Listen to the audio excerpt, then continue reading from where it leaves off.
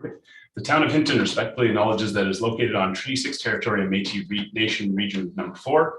These are the traditional territories and ancestral lands of the Indigenous peoples, including the Plains Cree First Nations, Assiniboine, Rocky Mountain First Nations, Stoney, Tsuut'ina, Nakota, Denessaline, Saulteaux, Mountain Métis, Michif, and many other communities that continue to enrich the land on which the town of Hinton was established.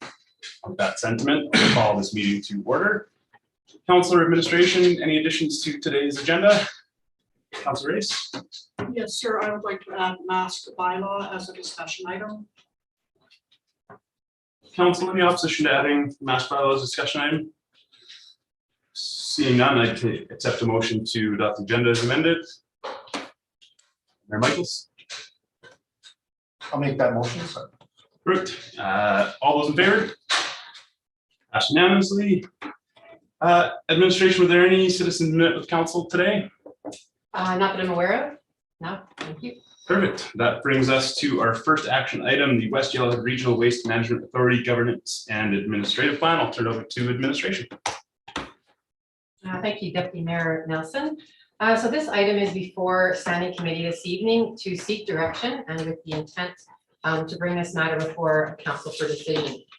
Specifically, as did our partner councils from the town of Edson, the municipality of Jasper, and Yellowhead County.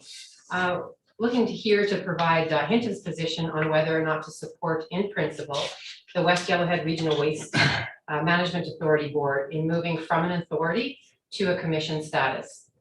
I'll keep this introduction light. I do have, I'd like to welcome Mr. Bernie Kreiner from Pinecrest Services Limited and Mr. Rousseau to speak to the report. And then further, we have also representation from Moorview Management Consulting, who developed the governance and administration plan final report that is attached in the agenda package tonight. And they'll be here to assist. Any questions from committee after a brief presentation? Thank you. Thanks. And just to confirm, you prefer questions after the presentation? Either Mr. Russo or Mr. Moore? Yes. We can't hear you there, Mr. Russo. Yes, thank you, Mr. Chair, through to the chair. The idea would be just to introduce the report. Mr. Russo, your audio is not coming through for us here.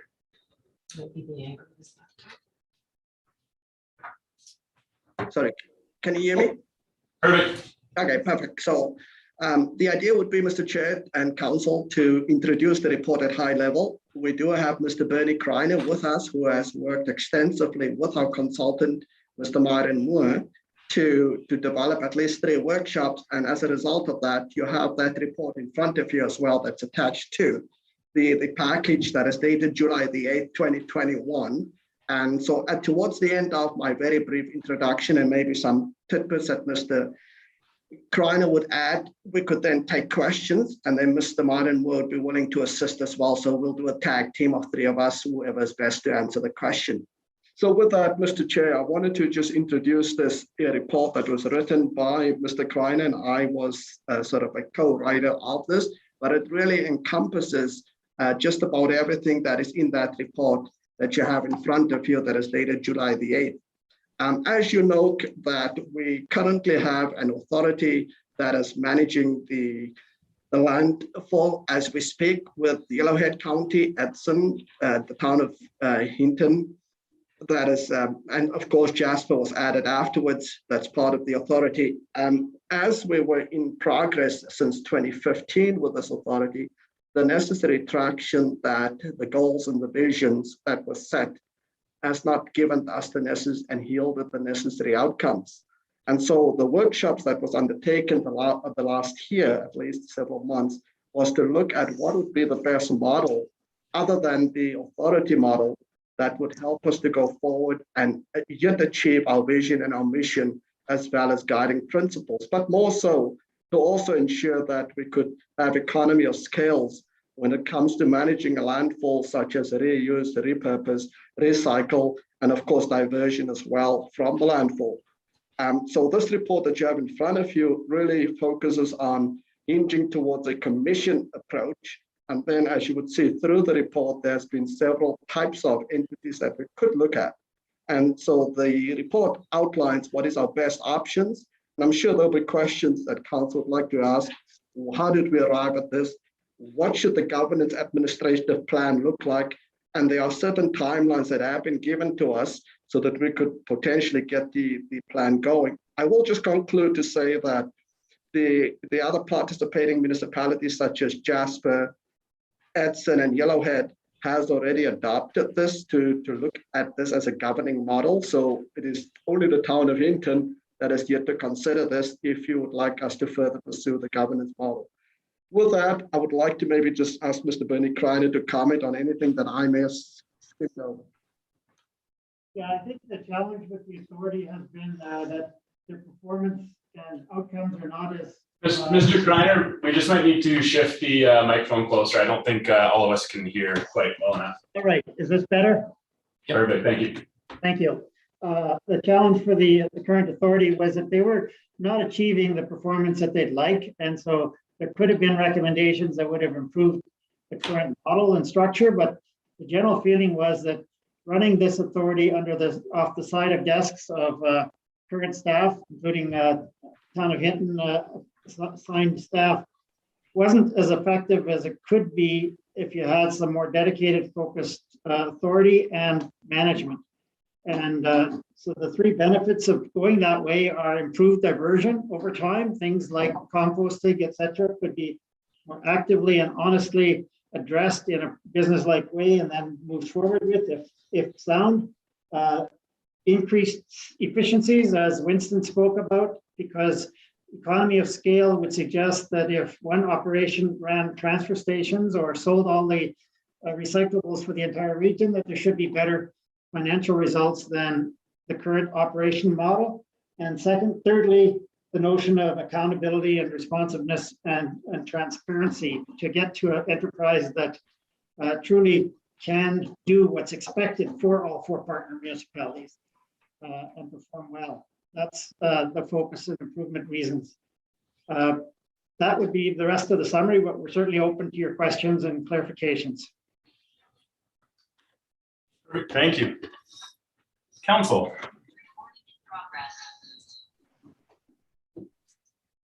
Any questions? Sorry, that's me. Councilor Race? No. Thank you, Deputy Mayor. So my question to admin is, if we decided to go to a commission and the commission did make application for a loan, would that information have to come back to each council for loan approval? Or how does that work? Yeah, essentially a commission has more autonomy, although keep in mind that it's still governed by a board made up of appointees largely from the four municipal councils.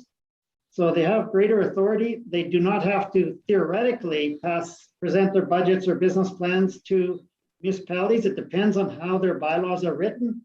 One of the conditions that Jasper put on its support in principle is that their annual business plans be presented to the councils in advance of moving forward annually on work within the commission. So that was a suggested bylaw detail that was proposed so that there was a more direct oversight by the municipality still than just having the board of the commission, if that's established, sitting at the table and making all the decisions.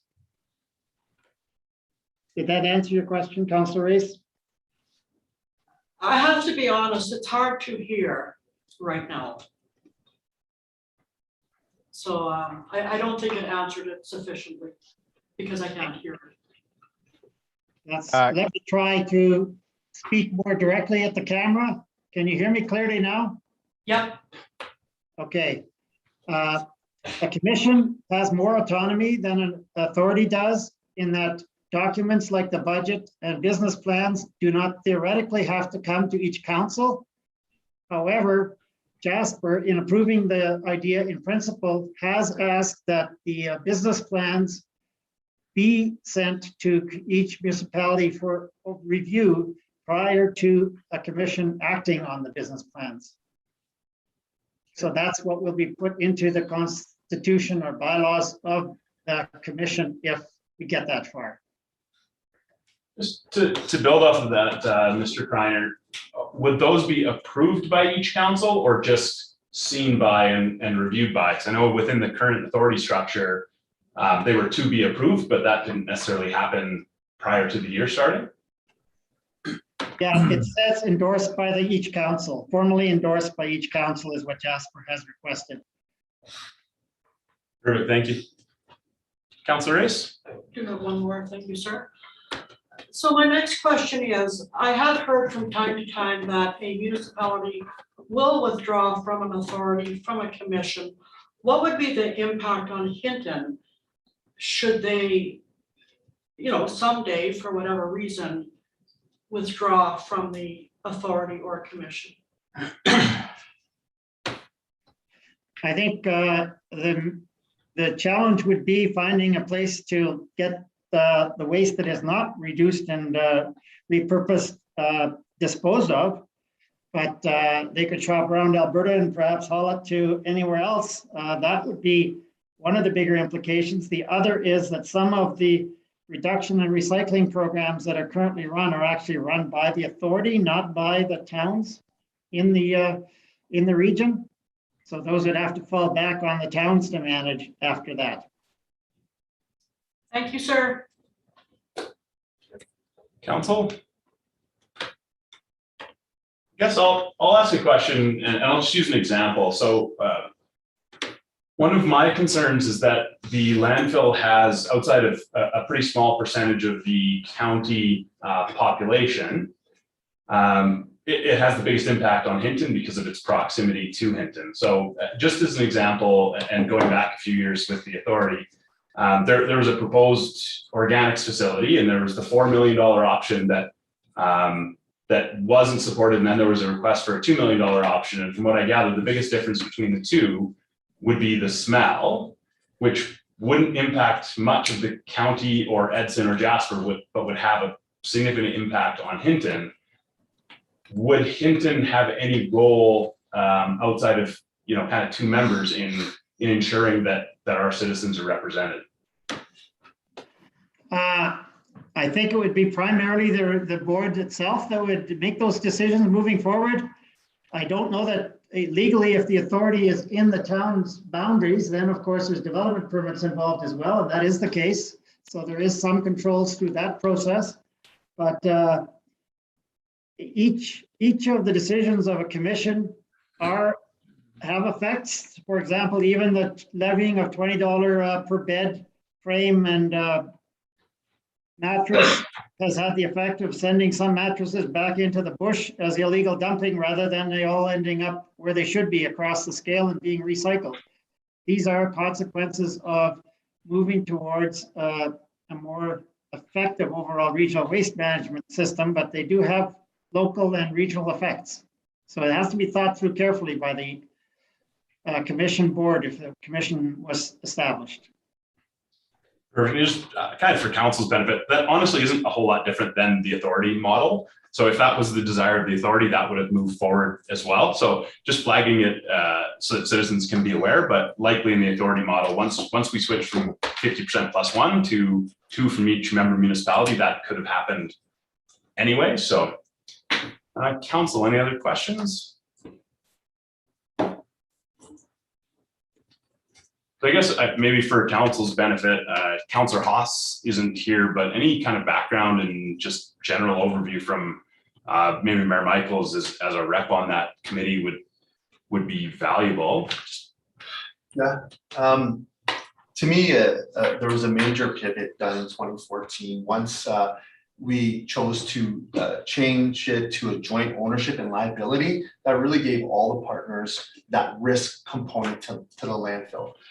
Seeing that the management aspect of this has always been troublesome, and I say this all the time, you might be in a good situation 1 year, but 3 years down the road, you don't know what your organization is going to go through.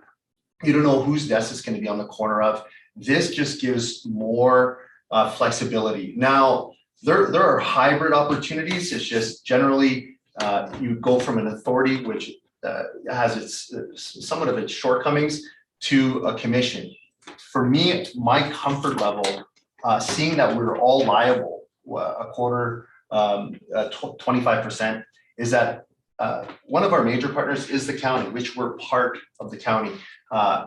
I believe Edson being a similar type of community to us, we need to move in the direction of working with them. And again, if the argument on one side is to lose the leverage, that was gone in January of 2014, ultimately, that decision. So for me, the governing aspect gives more latitude and pulls it away from the community. Yes, there are risks. I'm happy to hear the answer that there would be some permitting checks and balances in place in order. And it ultimately, we'd have to work with our stakeholders. If there's something that could, deter or be a negative impact to the community, then I think it's the challenge of the councilors of the day to work with our partners, especially the county, who we have many joint agreements with, to make sure that our voices are heard. Now, are there some risks? Absolutely. But for me, I look at the opportunity to get proper management in order to push diversion, and it just hasn't happened with the current model that we have. So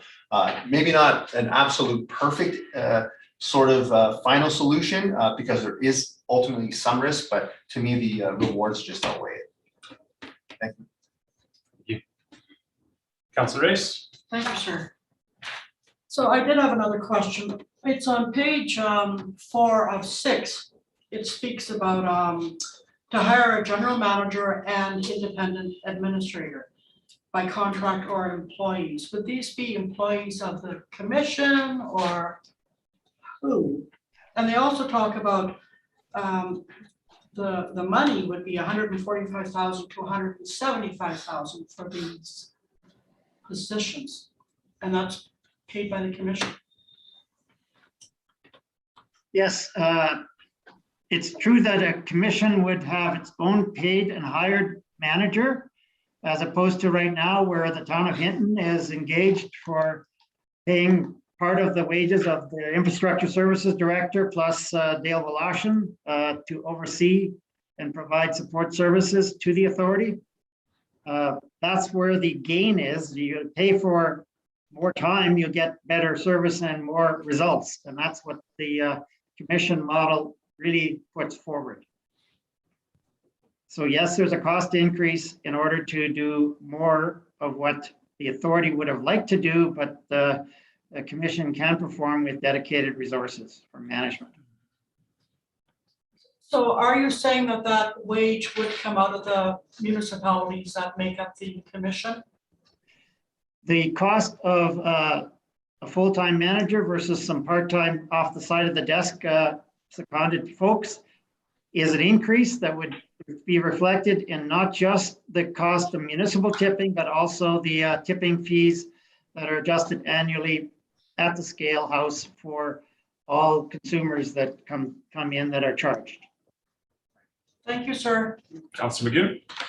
Thank you, Mr. Chair. And I guess just so I have a full understanding of consequences, understanding that the other municipalities involved have supported, in principle or with caveats, the agreement moving forward. Procedurally, what would be the next steps if the town of Hinton was not to support the agreement in principle moving forward? I think that the reasons for that would have to then be discussed by the authority, and they'd have to revisit their work and the plan to this point to see what the next appropriate steps would be. Mayor Michaels? Thank you, Mr. Chair. Just to clarify, Mr. Kreiner, to my knowledge, though, a commission couldn't go without the approval of the town of Hinton, correct? I just want to make sure that that's clarified. No, that's not correct. Any one or two or more municipalities can create a commission. And certainly that is a possibility or an option. It would be awkward if the authority still runs some things and the commission was established to do other things for those 3 out of the 4 municipalities. So there's certainly, that's what partnerships is about. Hopefully you come to some understanding and shared agreement on the direction you're going. Or there's reasons for things that can be sorted out between the partners so that a model that works for all the partners does occur. It's probably fair to say that the consultant tried to work through that by having the two municipal reps from each council sitting and expressing their needs on behalf of their community at the table, so that we came to a recommendation that was generally of liking by the authority. Thank you for that, Mr. Kreiner. I guess I have a question as well. So specifically for the town of Hinton, because we have multiple members of administration, whether it's on the corner of their desk, if we move to a commission that's completely separate, does that result in any either cost savings for the town or loss of positions for the town? Just, I'll speak in general and then perhaps Winston for something else specifically. In the work plan that's being drafted, it's envisioned that the finance and accounting services received by the town of Hinton would continue to be contracted for at least the foreseeable future by the commission. The management services would phase out and be provided through a paid manager rather than the sided desks of infrastructure services staff. The implication on staff and number of staff, go ahead. Yes, just to build on Mr. Kreiner's comment in terms of staffing reduction, the short answer is, Councillor, well, there will not be a reduction in staff. There will be a reduction in duties that they are doing off the side of their desk because of the current landfill operation. But the person that is doing this job right now has a full-time job in utilities and or public works, which is a prescribed requirement for us as well. So it will just relieve that 15 to 20% of his time that is currently taken up, but it will not lead to elimination or reduction of, I would say, a role within the municipality. Perfect. I guess the responsible finances makes me wonder a little bit why, like what the logic behind saying we want it to be very separate and be its own authority or its own commission. Understand that we're still, I think, waiting on financial information from the landfill authority, and like there's a burden on the town of Hinton to maintain all of the finances. What is the purpose between keeping the finances being done off the side of somebody's desk, kind of like the management has been? I think when you start a new enterprise, you need to select a set of priorities so that the enterprise gets on with its value services in the right order. And the service of the financial administration is not an encumbrance to getting on with some of the performance things that are most important for the commission. So in the Review report, there was a preliminary prioritization of the kinds of initiatives that should occur in the short term to get the most results out of this newly established enterprise. And changing up things just for the sake of changing them is not necessarily sound, I guess. It takes energy to change something. Okay, thanks. Yeah, I don't know, it seems counterintuitive from, I think the reason we're changing from an authority to a commission is largely because we're changing to hope that changing out the structure changes what it does. So yeah, I don't think it's something that's a huge issue, but I think as it progresses, understanding that the town of Hinton is still maintaining that work and off of somebody's desk and delayed financial reporting and budgets and all those things, I think is something that should be considered for sure. Yeah. Councilor Michaels. Thank you, Mr. Chair. In having this discussion, the other element that's difficult to quantify is what the alternative options are. And this was discussed that perhaps the town of Edson or Yellowhead County go a different path and we don't have those economies of scale. So albeit analyzing one option or the other, authority or a commission isn't the only options hypothetically. It was about garnering and making sure that we can grow these partnerships and other stations aren't created perhaps, and we lose, and we have a landfill that we manage by ourselves potentially. So that was the other element. Again, hard to quantify and hard to know what path would happen in 5 years, but that was the other element in finalizing this partnership that in 2014 gave us the same liabilities anyways. So that was sort of the aspect. Now, again, what will happen is hard to predict, but that was a risk also. Great. I guess building off that, Mayor Michaels, so currently, some of the volume from the county and possibly even Edson are going to other landfills. Does the commission bind them to ship all of their waste to this landfill? Like, I know that was something that was talked about before is, well, if they don't like where the authority's going, they'll just take their waste elsewhere because they're basically a customer. Does the commission legally tie them to utilize our landfill so that we can maintain that economy of scale? And apologies if that was in the report. There is no legal binding in that context. However, the economics of doing that would be foolish for the municipalities of Edson in particular, because alternatives are further away and cost more, especially if you're not going to be a business partner in those other alternatives. Thank you.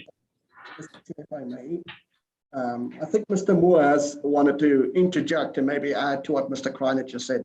If you could. Thank you. Yeah. Go ahead, Mr. Moore. Yeah, no, thank you. I've been kind of more just, anytime you guys would ask me a question too, I'm happy to jump in, but I've been kind of more on the protocol. Just on the note there on a landfill, by the nature of it, majority of landfills tend to have a large degree of fixed costs. So the note before about the more people coming to a certain landfill, you amortize those costs across a greater number of customers, making it cheaper essentially for everyone. So there should be a vested interest in everyone kind of going after economies of scale, basically. So that just because of the nature of this, that's how landfills cost are generally, generally structured. I think if to your question on some of the members, I did note that some of the counties landfill, or sorry, some of the counties tonnages do go to another neighboring landfill only because of just proximity. So you get into a combination of their costs being the tipping fees, but also just travel costs. But I believe that's just a small portion. I didn't get a detailed breakdown, but it is a small portion. In terms of your requirement for not a requirement, but your question about could you legislate? I mean, municipalities could legislate like flow control. I believe Red Deer has a similar type of thing, but it's less common, right? And it's better to have, you usually see these types of organizations set up based on just, what the market will bear and your ability to operate efficiently and effectively rather than instituting flow control. But there are examples of flow control if you want to go down that path. It's probably not required at this point, but it is something that you could do. Great, thank you. Councilor June. Thank you, Mr. Chair. I remember several years ago, it was either FCM or AUMA. There was some pretty cutting edge waste diversion and power generation stuff that we had seen from out east. It was some pretty exciting work done by, I can't remember which community it was in particular, but as I was reading through sort of the recommendation to switch governance models and management models over, it seems to me more common sense that if we have dedicated personnel who specialize in this area and have the time to investigate these sorts of bleeding edge possibilities, the reality is that's much more likely to happen when you have the dedicated personnel as opposed to people who are trying to run this off the corner of their desks, and that sort of thing. And so if we're talking about maximizing the potential of that facility, that seems much more likely to me as a benefit looking forward. But then again, that's just my own interpretation based on what I was sort of looking into. Is that generally accurate without asking anybody to commit to, yep, you're going to get more out of this than you have right now? If anybody would like to comment to that. I can answer if you like, Bernie. I would agree with your observation is generally correct. Most other municipal solid waste organizations do have dedicated people focused exclusively on waste diversion and sort of all the different attributes and activities that support the act of diverting waste or reducing the amount of waste going into a landfill. So yeah, the current workforce, as I kind of talked about it with the board in these workshops, the present sort of management structure is actually one that's pretty flawed. Like it's really just a landfill at this point in time and nothing much else. So, and that's because there's just no other resourcing to do anything else except just kind of the sort of day-to-day, same as it's always been. So to really progress forward, even like mattresses, I was just looking at the tonnages, there's like 2,000 mattresses that go into the landfill a year that I just noticed. That's a huge amount of mattresses. So that's just an example. to really get purposeful at this stuff, you do need to kind of do the research. You need to kind of figure out what's feasible, coming up with a different model, and then ultimately it's got to be a viable business proposition that the communities want, right? So I think again, back to the commission model, it's meant to be responsive to the communities, not to be a separate kind of, you know, silo or empire. That's not the ambition whatsoever, but it is to give it some tools and flexibility and really just more rigor to be able to get purposeful at its mandate, and then to alleviate the municipalities that are its members. Mr. Chair, Yeah, may I? absolutely. So, and again, when I look at this very much, my mind is set on, cost sharing and how that's spread across the different partnerships and the different communities. But if we take a much more positive look forward, years forward, if that sort of waste management and diversion strategy could establish some really constructive business models where it moves more towards revenue generation, like if that's an actual outcome that could happen through the authority, does that revenue stay in-house, or would that potentially be brought back equitably to the different partners? Like, what's the economics of that? So just strictly for a commission model, because we looked at other corporate structures like a corporation, right? Like an NMAX model or an F Corp. A commission is meant to be the lowest cost style of model. So it's meant to be low cost.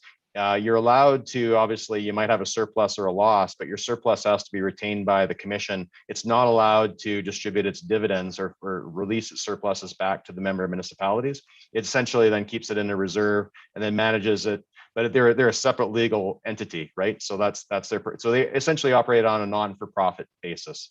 But again, what they can do is, if they've got a reserve from a good financial plan that it would need to have, you could compensate and sort of lower tipping fees, right, in the following years, or if there's requisitions or things of that nature. So that's where the benefit would be seen by the municipalities. Okay. Thanks a lot. Councillor Race. Thank you, Deputy Mayor. So in reading the vision statement, the vision statement is reduce, reuse, recycle, and recovery. So what I'm hearing, or what I think I'm hearing, is if we had a manager, a dedicated person to oversee all this, that would really assist with our vision statement. Is that correct? Yeah, that is the critical flaw now, is that there's just no, right now, much of that, what you just described, is on the backs of the board members to do themselves. But at that then point, they cease becoming board members and they're the management team themselves, right? And they're the doers as opposed to the board, the governors. And so those are the resources that are missing right now as part of the structure of the authority. Essentially, they're a board without anybody that really reports dedicatedly into them, from a true performance management perspective. Thank you. Thank you very much. Councillor Bune. My question's for administration, and I just want to preface this with it's not meant to be a flippant question. I think really it's to drive home a point for the rest of us councillors. When the town of Hinton hires its administration staff right now, is it correct to sort of assume we don't hire looking for someone specifically that has, education specific to the management of landfills, or in this case, a landfill authority? That's fair to say, right? That is correct. Right. So I guess, one of the things that I've been thinking about a lot in reading through this package has been, moving to this model that gives us the ability, as partners, to go ahead and look for people who are specifically trained in this field, who are the experts in this field, and can help sort of make the most of it. Now, that being said, this, unfortunately, one of the things this reminds me of is one of the earliest issues I dealt with as a counselor, and that was this notion of tipping fees at the landfill. And that certainly was a bit contentious. But I think there's also a longer term vision and some longer term sustainability concerns to be thought about in terms of how that facility is run and governed and managed. So thanks. Seeing nobody too, I guess just so that we go into this eyes wide open, I think I largely comprehend the medium to long term positive impacts for both the community, for taxation, for fees, for all of those things. But eyes wide open, going into the next couple of years, are we going to be facing likely increased taxation requirements and increased tipping fees? The answer is yes, unless, and there has been some discussions about Grand Cache being their garbage coming to Hinton, which again creates better economies to scale. But if that doesn't occur, the cost of having stronger management will be a cost to all 4 current partners. Yeah, increases. Yeah, I think that's just very, very good to know, so that we're not kind of disingenuous with citizens. I think there's bigger things at play in the costs of new cells and capital projects at landfills are astronomical. So it's, in my opinion, it's likely worth it in the medium term, but it'll be a bit of a pill to swallow in the immediate future, especially as there won't be cost savings from the management perspective from it. Michaels? Yeah, thank you, Mr. Chair. That's exactly one of the key points I believe we wanted to move forward with this, is that albeit there could be short-term costs, the long-term cost is this will give the ability to cut capital costs in the future if we follow the vision. Now, quantifying that again over 50 years, challenging, but theoretically, the goal is that the overall cost over 50 years would be lower if we don't move forward and divert and really make that the mandate. So that was conceptually one of the big things that sure, well, I'd rather pay for people who focus on this and cut our long-term cell costs and other capital costs in the future. So I think that's a key point. That was the genesis, really, or at least one of the main topics that kind of pushed this along. Thank you, Mayor Michaels. Actually, thank you, Mr. Chair. With that, I'll put forward the recommended action, and we can discuss. I won't read it if that's okay. Just on page 3, recommended action. Is it for all of the things, including the bullets? I guess to administration, would there be preference on separating these, or I have no issue with putting them together unless there was a desire to split them. So I would probably split them for because I do have some questions about the financial piece, which is part of the 2 conditions, but I'm happy either way. And with that, because motion to split is not debatable anyway, I'll put forward just the first part. Yeah, so the recommendation that committee recommend council approve in principle the intent of the West Yellowhead Regional Waste Management Authority Board to move to a commission. Correct. Council, we've got a direction on the floor.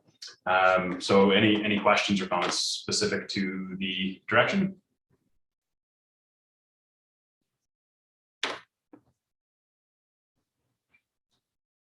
Seeing it up on the board there. Seeing nobody in the queue, council, I'll call to question. All those in favor? It's carried unanimously. Councillor Magoo. Yeah, I'd like to see consensus. Furthermore, that committee recommend council support in principle the West Yellowhead Regional Waste Management Authority model with 2 conditions. Requirement that constituent municipal councils review and approve the annual business plan of the commission, and ensure that the financial impacts, both positive and negative, be explored in greater detail and be brought back to constituent councils in advance of finalization and implementation of the Regional Servicing Commission model. We have another direction on the floor. This is, I think, where I have a question. The second point of that, I'm trying to reconcile the urgency of getting this taken care of before the election, and we're basically, by approving it in principle, the financial impacts aren't is it even a valid direction? And that if we're improving in principle, we can't really undo that once it goes to the minister responsible. So I'm not sure who can kind of answer that question, but I'm just trying to figure out what the point of the second point is. Mayor Michaels? Mr. Chair, I would defer to Mr. Kreiner or Mr. Moore. Yeah, maybe I could answer this, members of council. There is another step that has to occur with all the councils before the minister receives an application for a commission. And that is specific motions to establish a commission with a name and then eventually after the organizational meeting, if not that the names of the first members that would be that board, because they're the ones who will then pass the bylaws and set themselves up to run. The financial implications, you know, the estimate for 2022 has been provided. There will be a preliminary business plan and the draft bylaws provided informationally that we can get these motions from each council sometime soon. But the question of timing is unclear. Financially, the 2022 budgets have been drafted and will be part of a preliminary draft business plan that's going to the authority for review next week. The consequences on Hinton are a bit different because of these other arrangements where we contract management services, et cetera. So there's some analysis if that second condition were in place that would have to be done by your administration to talk about net budget effects. I guess to follow up, I'm not sure who this would be for. Is it realistic for the financial impacts to be brought back prior to us having to make those motions that the minister requires?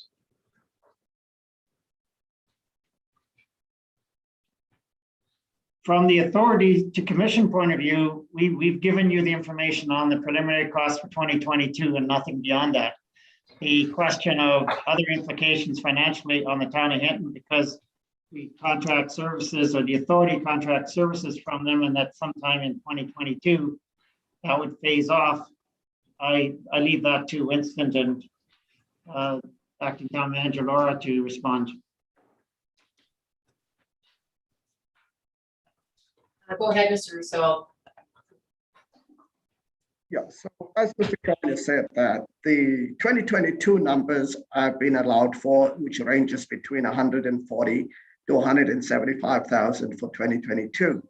But the rationale behind that second bullet was because not all of Hinton's interest, I could say at this point in time, has been fully fleshed out what that financial impact could be, because we don't have that full tonnages right now and everything, plus the tipping fee increase. So to be able to look at a 5-year horizon, that is why that clause was put in there as a separate bullet, so that the council could have an understanding this evening that that has not been, you only have 2022 numbers. You don't have anything beyond and what that impact would be to us. So I guess to follow up, would those numbers be able to come back prior to this major motion coming back to us? Because if we approve this direction, but those numbers can't come back before the motion comes back, which I'm assuming would be on October 5th, because it's before the election, then are we kind of putting ourselves in a bit of a snafu where we don't have the motion fulfilled before we have to make the other motion? They could be developed, they're a bit speculative based on how effective the reduction in volumes by municipality are over time, because you have to make assumptions about that before you can put 2023, 4, 5, 6 numbers together.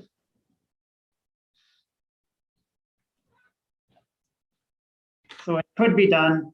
It's an extra burden, but it's doable.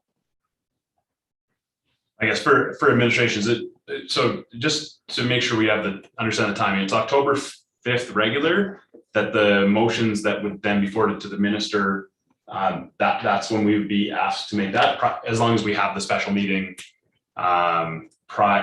this week prior to the Waste Management Authority meeting again.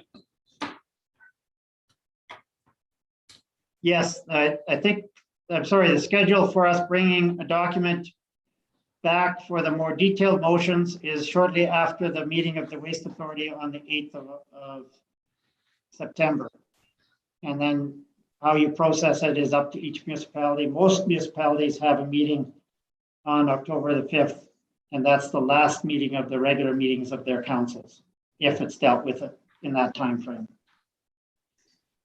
Yeah, I think just to summarize, I'm concerned that we're not going to be able to turn around the financials in time for that October 5th meeting, which then just might lead to rescinding of directions and things like that if council makes that motion that we're recommending.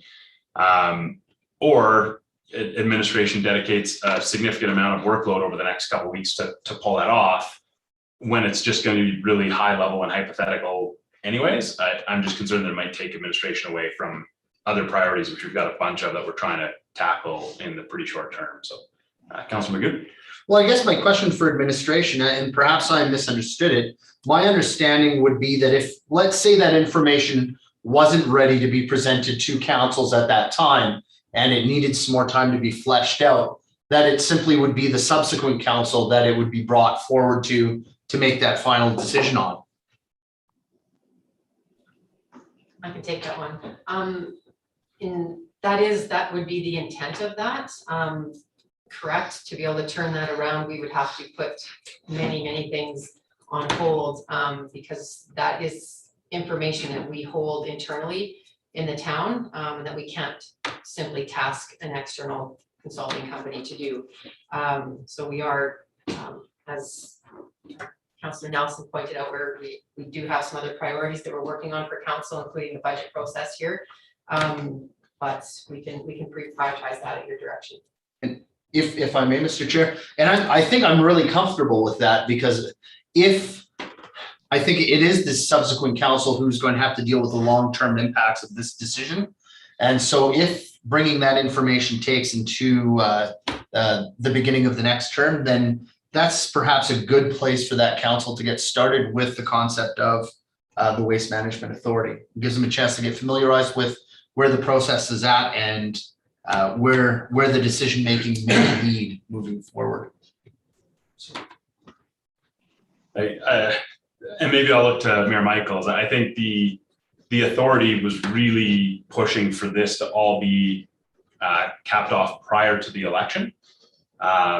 And the direction, if council were to approve that motion, the financials would have to come back before the motions could be made to change it to a commission. I think that's where the concern lies. If there's not, like, if it doesn't matter whether the commission decision is made prior to or after the election, it might affect. I know there's a request for possibly a special meeting this week so that the timelines could be turned around, but I'd look to Mayor Michaels for the authority's kind of take on the timeline. Thank you, Mr. Chair. Again, I think it would come down to our council, and specifically right now I'm wearing our council hat, that if this happens to be ready before, then great, and if not, it's not overly wasted either. We have to be into this partnership or not. That was always my approach. If doable, sure, let's have it. If not, we're still we've still made a lot of progress. And the next council, I don't ideally want to put them in that situation either, but it would be a lot of reverting, and then it would take a lot of their time. So because of osmosis, I would assume they would just kind of go with the flow, but that would be up to their discretion. That is a small risk to take, but unless there's a motion from this council to direct administration to bring back the financial information before a certain date, which we don't have that, it'll play itself the way it plays out. And if it's doable, great. And if not, it will have to go to the next council. I'm not, yeah, I'm being very unbiased in my approach to that. It's okay. Councilor Magoo? Yeah, and I think part of the reason why I feel fairly strongly about that second point is, at a high level, I'm certainly feeling that moving towards the commission model is the best decision over the long term sustainably. However, I'd really like to have, whether it's this council or next council, to have some of the financials fleshed out, so that we can present that argument to our citizens, not just from a governance side of things, but we can say to them, you know, look, this is what the financial impacts at a high level are going to look like. Certainly, it's not a crystal ball. It's not going to have everything in there. But, you know, these are some things that we as a town need to be aware of, both, you know, positively and negatively. And then I think we're in a better position to make that decision. And I think maybe some of our partners on the commission would also appreciate that information too, if they haven't thought at this point to ask that. So it's, you know, let's here's a great idea, but let's have some of the business plan with it, some of the diligence. So. Great, thank you. Council, any other questions? All right, so I'll call to question. That furthermore, the committee recommend council support in principle the West Yellowhead Regional Waste Management Authority model with 2 conditions. Requirement that the constituent municipal councils review and approve the business plan of the commission and ensure that financial impacts, both positive and negative, be explored in greater detail and be brought back to constituent councils in advance of finalizing and implementation of the Regional Service Commission model. All those in favor? That's carried unanimously. Council, anything else for this agenda item? I appreciate the hard work done by a lot of people in fleshing out this document, the recommendations and the report. So administration, Mr. Kreiner, Mr. Moore, Mr. Rousseau, it's just really appreciated. So thank you. Yeah, I second that. And I know it's been a challenging authority model for quite a few years, and look forward to this coming back. I guess I do have a question for administration. I know there was email circulated earlier in the week of a desire for a special meeting prior to the authority meeting on, I believe, the 7th. Considering the motions that were made today, does it make, or directions that were given, does it make sense to have that? And I might look to Mayor Michaels as much as anyone else. Go ahead, Ms. Howarth. Thank you. It was just as an update, it was brought to my attention today that the board meeting for the authority is on Wednesday, the 8th at 1 o'clock. So if that creates any other options for council, I just wanted to make you aware of that.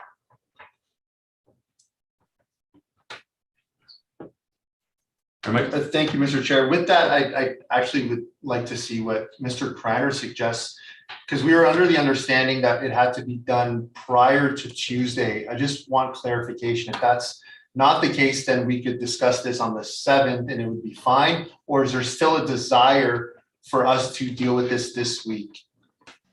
I think it's acceptable if it was done on the 7th, because I plan to advise the authority members of all 4 municipalities in principal decisions on the 8th.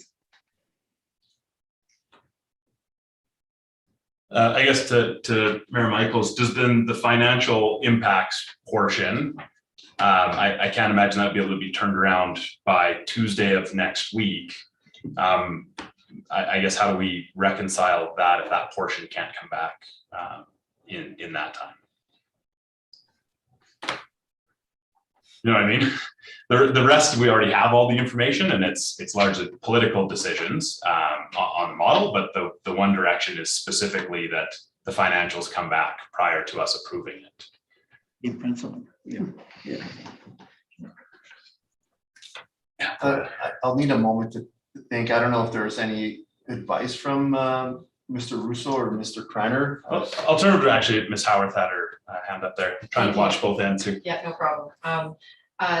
Perhaps the key wording there is that you're supporting it in principle, and I recognize that it's a nuance and that it has implications in sort of almost immediately and into the future, which is a bit of a leap of faith that all of the councils, particularly this one, is challenged with, but it is that approval in principle, and perhaps that will give you the comfort perhaps that you're looking for on the 7th.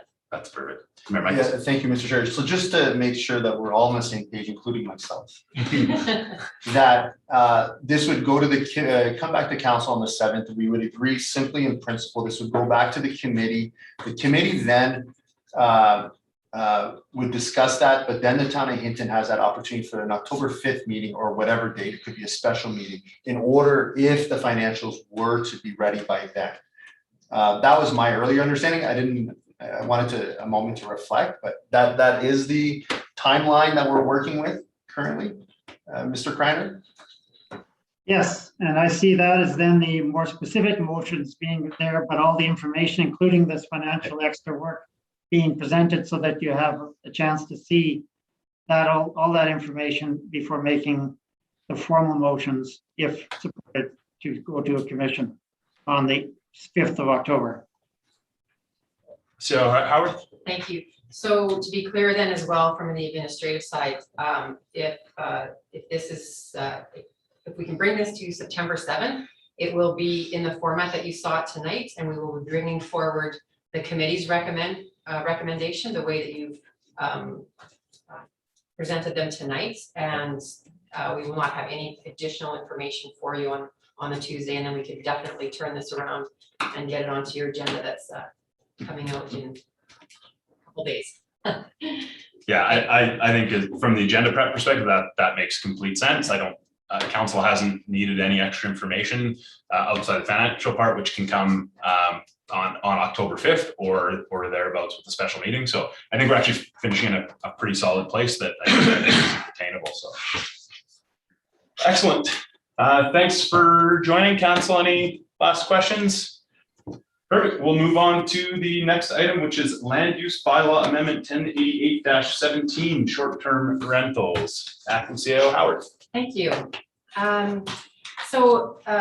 Committee may recall back on January 9th of 2021, the Alberta Hotel and Lodging Association appeared as a delegation to council, and they outlined the urgent need for the town of Hinton to create some sort of level playing field and to strive to create regulations that govern short-term rentals. Since then, there was a short-term rental workshop that was held between administration and council on May 18th of this year. And out of that, there was a direction that administration bring back a short-term rental bylaw to the standing committee of today. So as such, that is what you have before you. Essentially, there are a couple of primary options, with, of course, the option to bring anything back to another standing committee if you wish. But the two primary options, and which is one, our recommendation is that council, that committee recommend that council give a bylaw number 1088-17 first reading in November, and then schedule a subsequent public hearing in December. The other option before council is, our committee is that perhaps you want to explore creating a new short-term rental bylaw with first reading in November and again a subsequent public hearing in December. And I just wanted to note here, the reason for delaying this to November and December is that we need to comply with the voting requirements that state that council members can only vote on second and third reading if they participated in the first reading. And so if we did first reading before the end of your term, that would paralyze the process and we'd have to start all over again anyway. So that's the reason it's bumped out. I do have Miss Lorraine Walker in attendance as well to support in answering any questions. Thank you. Thanks, Howard. Council, any questions? Well, I'll start us off then, I guess. On page 2 of 4, I'm just curious about the logic of if the operator or host does not reside at the rental premises, that they would not require a development permit.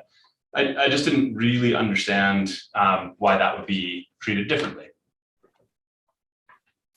Ms. Walker, please go ahead. Yes, thank you very much, Councilor Nelson. Yes, in researching the few municipalities that actually do govern or put parameters around short-term rentals, this seems to be a commonality. And I do understand, because if they live, say, in Edmonton and they have, you know, they have a business license to operate a short-term rental out of a house maybe that they own in Hinton. Yeah, it's not considered a home. It's not a home-based business because they don't live there, right? They don't reside there. So that's clearly like what that was. And I just wanted to, you know, make sure that that was clear in my report. Thank you. Great, thank you. Council.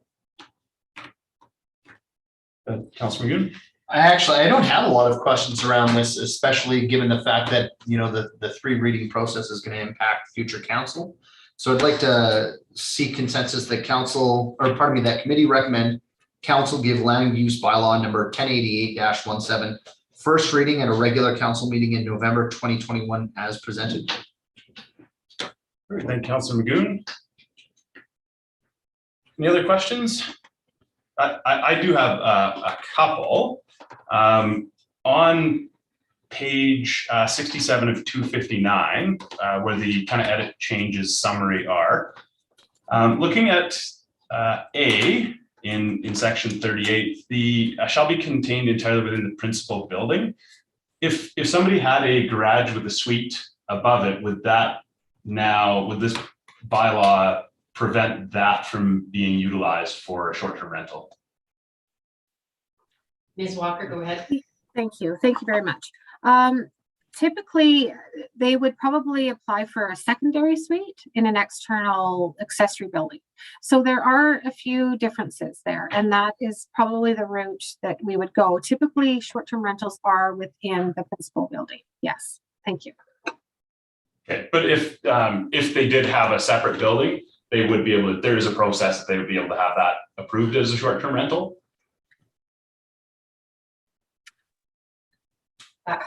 Correct.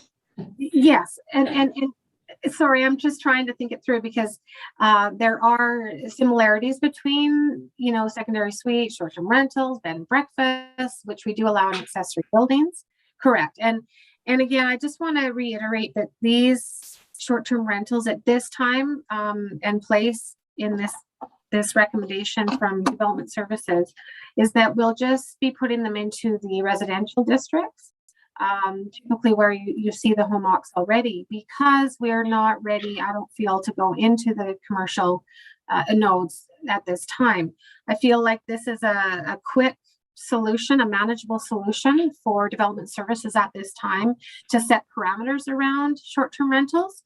And there's always opportunity in the future to amend or review depending on if we do get some more provincial or federal regulations around them, or if we do have a lot of input from, our residents, our community. So there's, I think like it's a growing, evolving section that we can, as we go, we can kind of work with and adapt, around some manageable rules. Mm-hmm. Thanks. If nobody else has a question, I only had one other one, which was the same section, but F. So no cooking facilities are permitted in guest rooms. I know quite a few people have basements that have full suites in them. By it saying in guest rooms, if it's a nanny suite or whatever they're called, if it's the nanny suite and then a separate bedroom, would that be able to be short-term rental, or because it has a kitchen within it, it has to be long-term?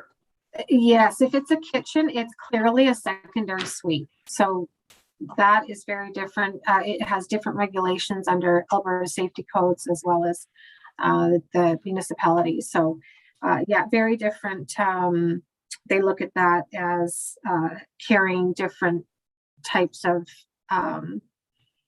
regulations as far as, I guess, classifications go as well for accommodations in a dwelling.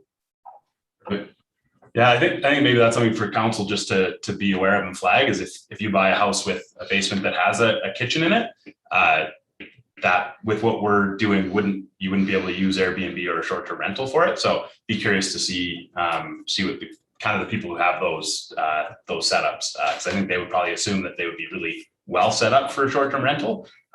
So maybe something to flag when we're doing our readings. Council, any other, Councillor Stashik? Thank you, Mr. Chair.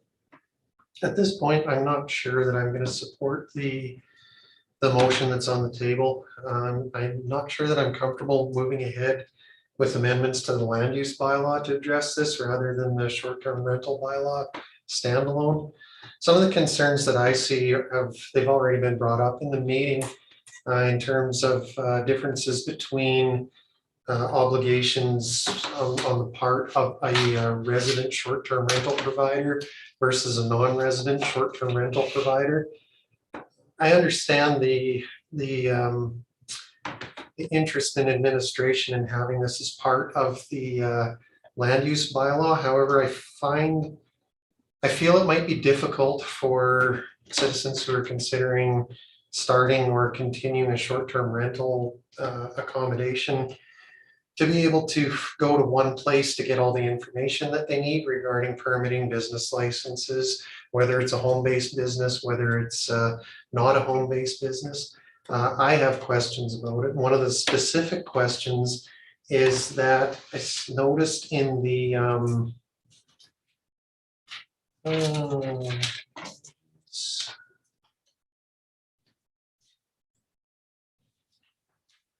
the short-term residential information package that's included. The one for hosts indicates that that a non-resident short-term rental accommodation provider has to get a business license with the town of Hinton, but I didn't see anywhere where that was addressed in the land use bylaw.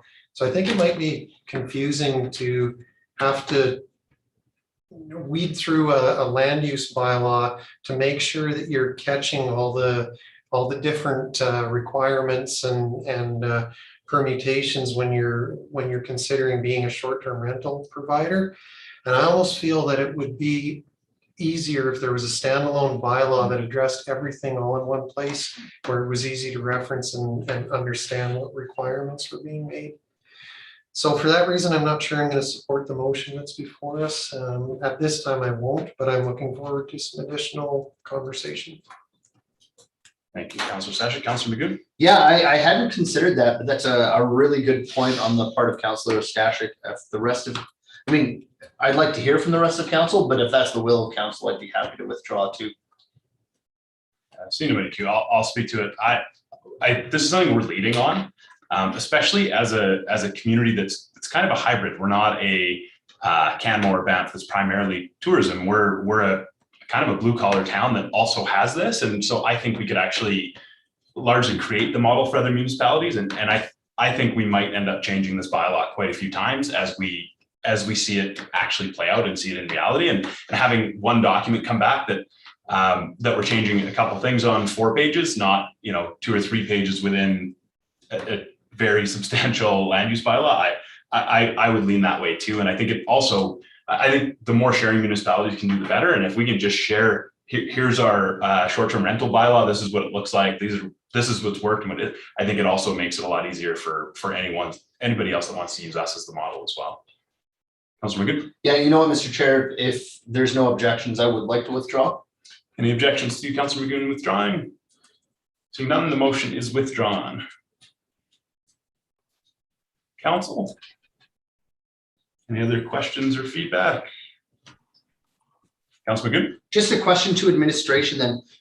Based on, I think the recommendation, or at least the road that Councillor Stashik was mentioning, would we simply be looking at a direction then towards administration to bring back these requisite changes within a separate bylaw document to the next council? Yeah, there's a couple different recommendations or options on page 66. If I missed that, I apologize. Correct.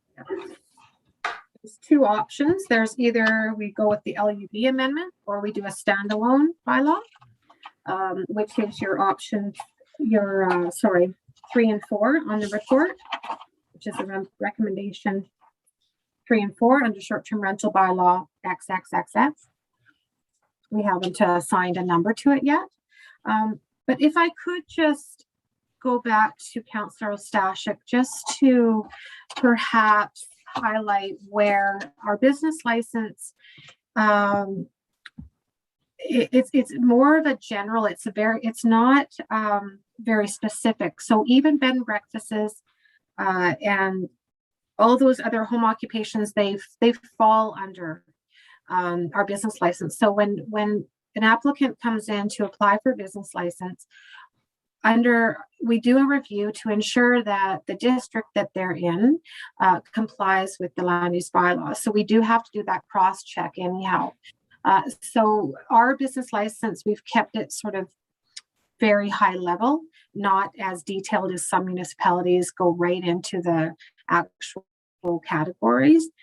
So that's why we've seen it as a more seamless perhaps route, because if it's out there on its own, I worry that,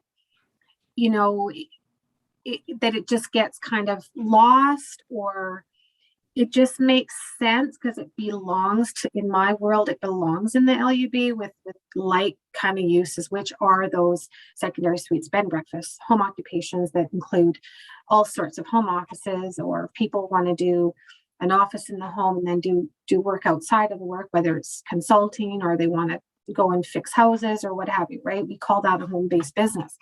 So that's kind of where our thought process was on this, but certainly it's council's will if they would prefer to do a separate bylaw. That's also, I mean, this is a very, like Councillor Nelson said, this is still new to municipalities. There's not a lot of us out there trying to do something, and perhaps this could be, you know, something that others could, you know, use Town of Hinton as a model. You know, if it works for us, and if it doesn't work, maybe we do put it in the LUB at some time, but maybe we try it out on its own. I mean, we're open to whatever we, you know, we can do to set some parameters around this, understanding that we do have some concerns in the community, and we are getting up there. We're at 90 right now. So, you know, I'm amenable to whichever way you guys feel that it's best to go. Thank you. Councillor Stashik? Thank you, Mr. Chair. Yeah, I just wanted to thank Ms. Walker for the clarification on that, and the increased understanding, which I had already acknowledged, of why administration favors the land use bylaw change over an independent short-term rental accommodation bylaw.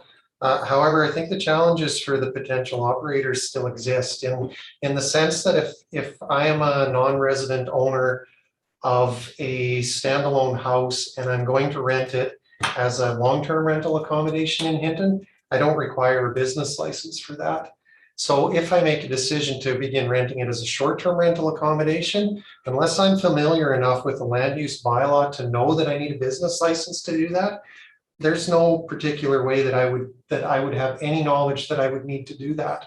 Whereas if there's a standalone short-term rental accommodation bylaw, I could simply refer to that and then I would know, oh, okay, I do have to get a business license if this is going to be rented out for terms of less than 30 days. So I do still see the advantage of having a standalone bylaw. One of the other concerns that I've got, and it's in terms of again, going back to individuals in the community being familiar enough with the land use bylaw to understand the implications and applications of it. And that's the fact that there's likely not going to be any active enforcement of the short-term rental accommodation requirements, and it's going to be complaint-based. I feel it would be extremely challenging for individuals in the community to be familiar enough with the land use bylaw to even realize that a short-term rental accommodation might be in contravention of some of the rules. Again, if they're scattered throughout a land use bylaw. Whereas if I feel maybe my neighbor who has a short-term rental accommodation isn't doing it properly, and there's a bylaw that I can refer to, I can look it up and pretty quickly determine if he's compliant or not with that bylaw. So that's another reason I think I'm leaning towards a standalone bylaw over the amendments to the land use bylaw. Thank you, Councillor Stashik. I think you bring up a lot of good points. And I think the other part of that is when we first have these bylaw readings, if it's advertised as an amendment to bylaw 1088-17, it's easy for the community to not realize what we're actually amending, and it could have an impact on people's livelihoods. There may be people right now who have short-term rentals that they're operating that have a kitchen in them, and all of a sudden they need to actually make some changes. And I think it would be really easy for, yes, citizens should watch every meeting and tune in, but when they see it advertised as a short-term rental bylaw, I think those that are impacted will pay attention, and potentially neighbors of people who have them and maybe don't like them and want to see the parking and want to know all of that. So I just think as we start it, having it separate is just far more transparent. And if it merges into the land use bylaw in a few years and we've got it all the wrinkles out and it's more common and the community knows that, I think that's fine too. So council, any other feedback? We do not have a direction on the table. Councilor Magoon was there first. Just a question for administration, understanding that that's at least my perception is it's a big pivot to ask administration to take what's been done to the land use bylaw in terms of draft work and pull it out and create a separate document. What kind of lead time would administration need to craft a standalone bylaw? So how? Thank you, Chair, through to council. So I believe on page 170 and 171 of your package. So the last 3 attachments of the report are related to a short-term rental. So attachment 4 is some information for guests and hosts. Attachment number 5 is what the process would be for people to go through. And attachment number 6 is what a draft of that simple 2-page short-term rental bylaw would look like. And so if you went with option 3 and or 4 of the report, it would be based on the draft that administration has provided. And so you can see that it has gone from something perhaps buried in a large land use bylaw to a succinct 2-page document. And Ms. Walker, if I missed anything, please add. No, absolutely, Ms. Howarth, you nailed it. Okay. So I did provide both options with the attachments, a separate bylaw. Now, granted, we can go to first reading and then we go out to the public. We can even do some extra advertising over and above what we do for a public hearing, you know, maybe engage some feedback for those people that are thinking about maybe starting a short-term rental. Those that already have a short-term rental, we have said that we have to grandfather those. There's just no way we can, you know, physically manage the existing ones. We have to kind of move forward when the new bylaw is adopted. So it's there for you. I looked at other municipalities and I pulled this bylaw together based on, I believe it was Edmonton, in order to provide a separate bylaw. So yes, we would need to assign it a number for first reading, but yes, we can go that route. I understand, I heard well and clear Councillor Ostashik, Councillor Nelson's other arguments against going the LEB route, and I completely understand where I can see that the general public will be able to this will grab their attention as opposed to an LEB amendment. You're absolutely correct. Thank you, Ms. Walker. Councillor Stashik, you're next in queue. Thank you, Mr. Chair. I would just like to seek consensus from council that committee recommend council give short-term rental bylaw XXXX first reading at a regular council meeting in November 2021 as presented, and that committee recommend council to schedule a public hearing at a regular council meeting in December 2021 at 4 p.m. in council chambers to hear public comments on short-term rental bylaw XXXX. And just to speak to it quickly, I think I've given quite a number of reasons why I support that short-term rental bylaw option over the land use bylaw amendment option. The only other thing that I'd like to add is I think the fact that first reading doesn't come to council until November 2021 gives administration quite a bit of time to be able to get the short-term rental bylaw, you know, in a presentable fashion if they want to change anything to address Councillor Magoon's concerns. I also think it gives the new council opportunity to get eyes on it and be able to do some wordsmithing and massaging and be able to make something that they would be comfortable with too. So I think for now, I'll leave it at that and turn it back over to council. Thank you. Thank you, Councillor Stashik. Council? Seeing nobody in queue, I will call to question everything that is on the board. It's just read, so I'm not going to read it again. All those in favor? Opposed? That's carried unanimous. Council, anything else in that item? Administration, you have everything you need for that one? Yes, thank you. Thank you. That takes us to Yes, thank you. Good night. Thanks. Have a good night. See ya. That takes us to number 3, welcoming and inclusive communities draft policy AB 1201. And I'll turn it over to Acting CAO Howarth. Thank you, Mr. Chair. If I could just take 15 seconds, I am getting some requests from my admin team that because they can't see me, I'm having a hard time communicating with them to support when we can support your questions. So I just want to try and join without creating that terrible audio Sure. connection. Council, why don't we take 3 or 4 minutes and Thank you. grab a drink or use the facility? So call a recess. Thank you. Back at 5:25 sharp. I find it like You can this. start it. Yeah, that's what I saw you just doing, and so it gets that wobble in the ear. Yeah. Yeah, I'm trying to- There's all kinds of benefits.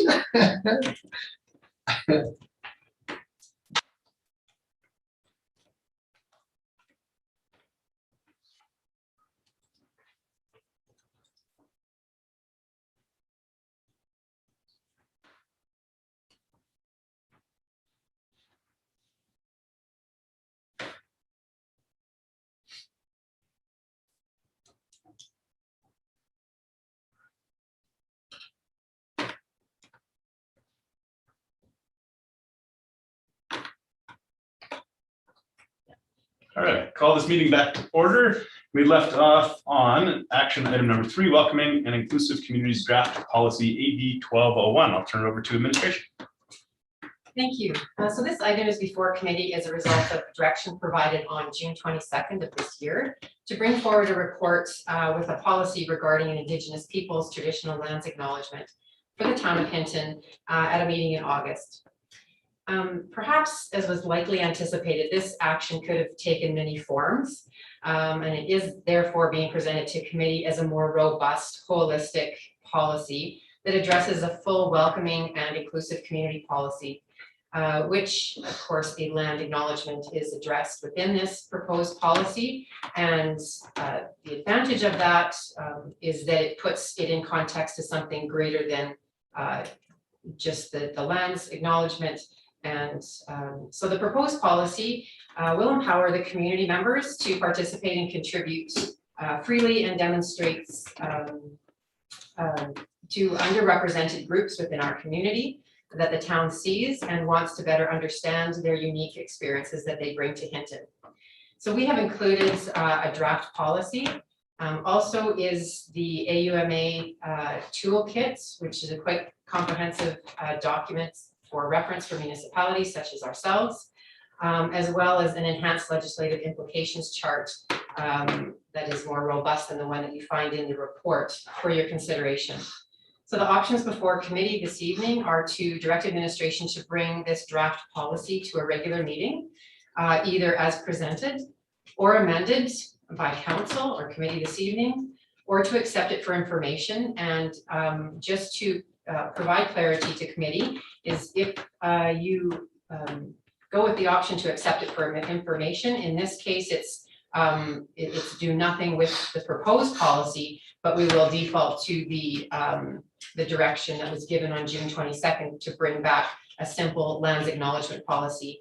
And our intention would be to do that on September 14th.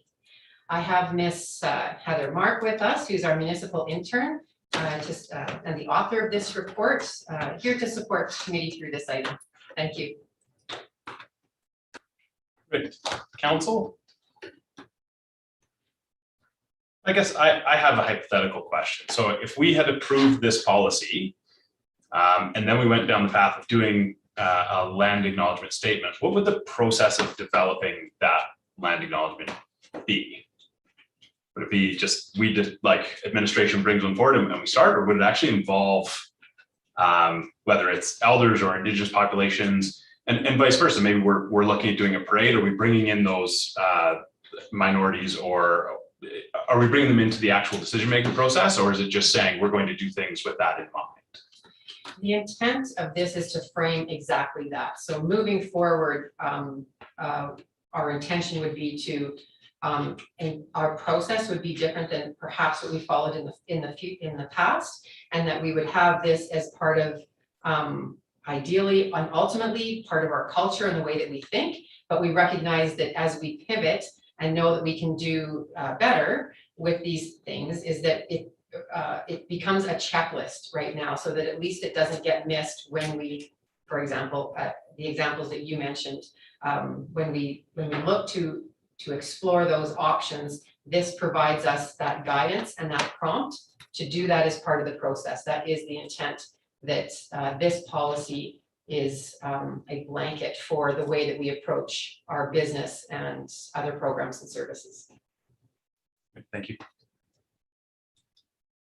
Council? I guess I'll follow in. Do we currently have the resources to roll this policy out well?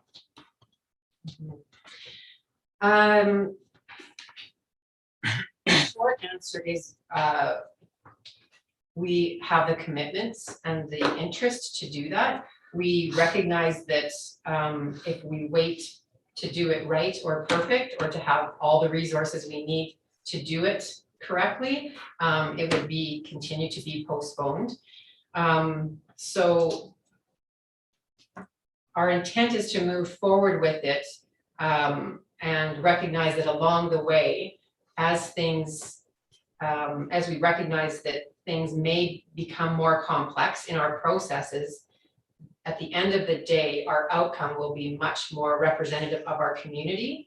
And if we need more resources, and I don't know what that would look like. I mean, you know, off the top of my head, we're not looking for a, a full-time, person or anything like that that would do this. This is intended to just be, again, the way that we do our business and part of our culture. And the steps that we, for example, have now for engaging the community, public engagement, open houses, all of that kind of engagement that we have now, this would be an enhancement to that. And so if there's one extra step, or we do those steps in a different way, with a different lens, using different media or all of those sorts of things that would make it more inclusive, then we can do that, and we feel that we should be doing that. So who knows how onerous this would be, but separate from that, we need to face in that direction regardless. Yeah, I think where my hesitation comes in is in section 4.3 and things like translate all council identified objectives regarding EDI into plans and actions via directives, policies, and procedures.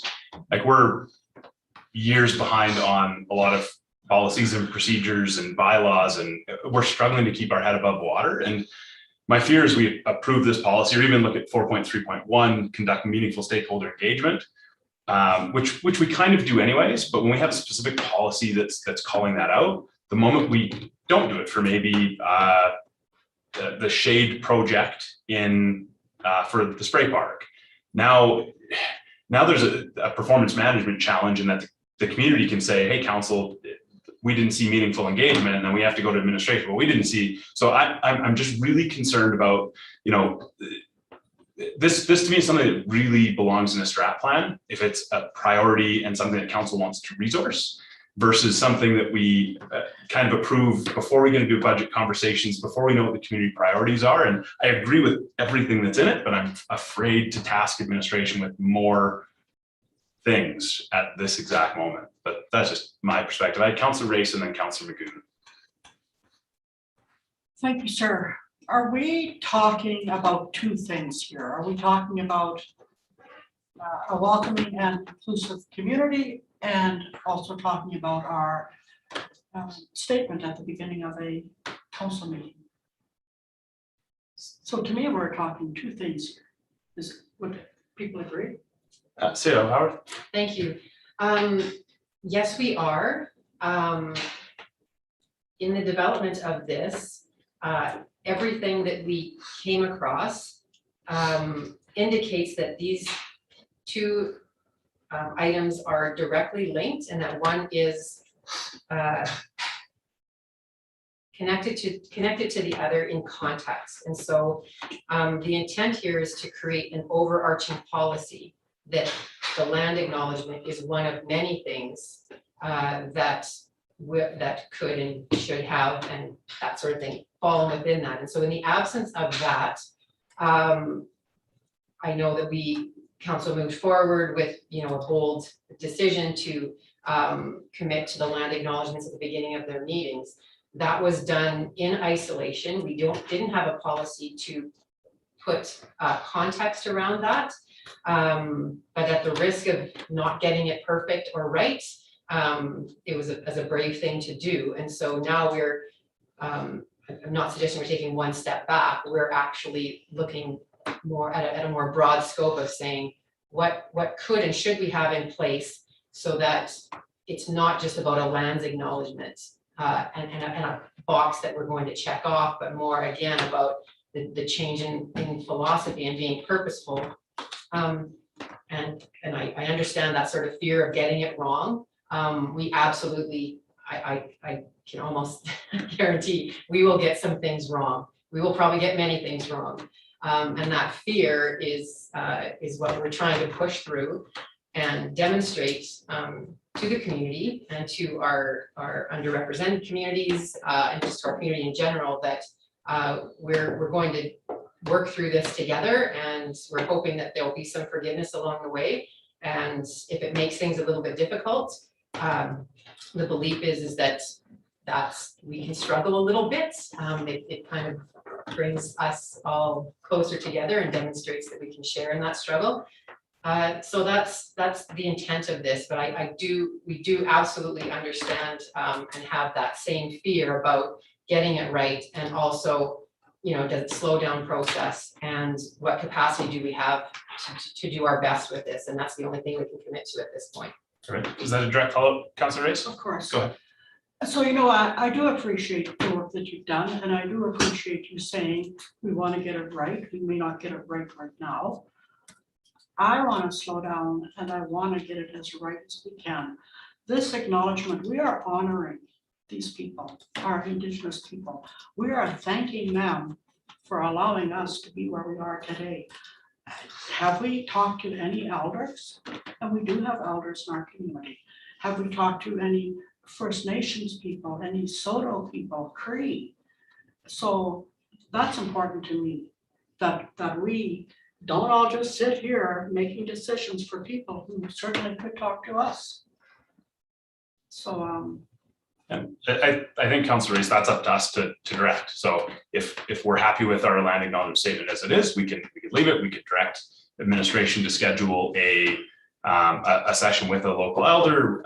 We have that's all within our scope to do, and it's a matter of what we do now versus umbrella. Like there's lots of different ways to approach it, and that's what we're trying to figure out is the big one or the more individual one tonight. I hear what you're saying, sir, and I appreciate it, but I felt I have to acknowledge you. And if I may reply to that, I'd like to invite Heather Mark as well as Heather Way, who is our strategic services and lead for our comms team. And we do have an internal group that we're working with. And I'll let her, if I may, invite her to speak to that first. Thanks. Thank you, Acting CEO Conway, through the remainder of the council. Yeah, so currently, after we kind of stepped into this land acknowledgement, we began meeting internally to recognize exactly those things. What is it that as administration we aren't aware of? What boxes have we not checked, right? So we've already started identifying those types of things wherein if we were to be directed, we would reach out and have that more robust conversation around how can we improve this land acknowledgement. But the item before you today is all encompassing. Those actions will happen regardless with the passing of this policy. The policy also speaks to the creation of internal committees, right? Subcommittees internally within administration to do those functions, right? To make sure that we are having people from each of the departments to make sure that the engagement that we are conducting is with all of these considerations made. And then further back to Councillor Nelson's point with respect to capacity. So we've actually done some adaptations to how we will conduct engagement going forward. We have an update to the public communication and engagement policy that will be coming sometime before December that allows more time for other types of engagement. So we're moving to an online format using screen readers for individuals who are differently abled. And on top of that, by shifting that way, it builds in more time for those meetings with the elders. It builds in more time for, engagement on a shade at the spray park, right? So we were already identifying where time is what is needed as opposed to money with respect to the engagement and how we're going to roll these processes forward as we look to kind of grow and change and adapt our culture. Right. Thanks for that context. I have Councillors Magoon, Ostashik, and Mayor Michaels. Yeah, thank you, Mr. Chair. I think Councillor Rice brings up a good point that I'm obviously very supportive of and concerned about, and that's collaboration and discussions and consensus building. Talking to elders within the community, talking to various groups, not just elders, but I mean, we had a lot of interest this spring about pride groups, for example, and making their mark on the community. So understanding that this potential draft policies, it's expansive and it's inclusive and it involves a lot of different groups.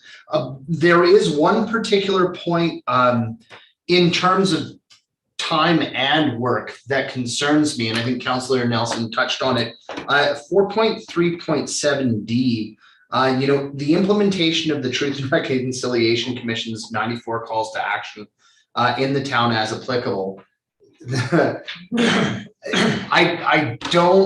I don't think people, well, now maybe they do. That's massive.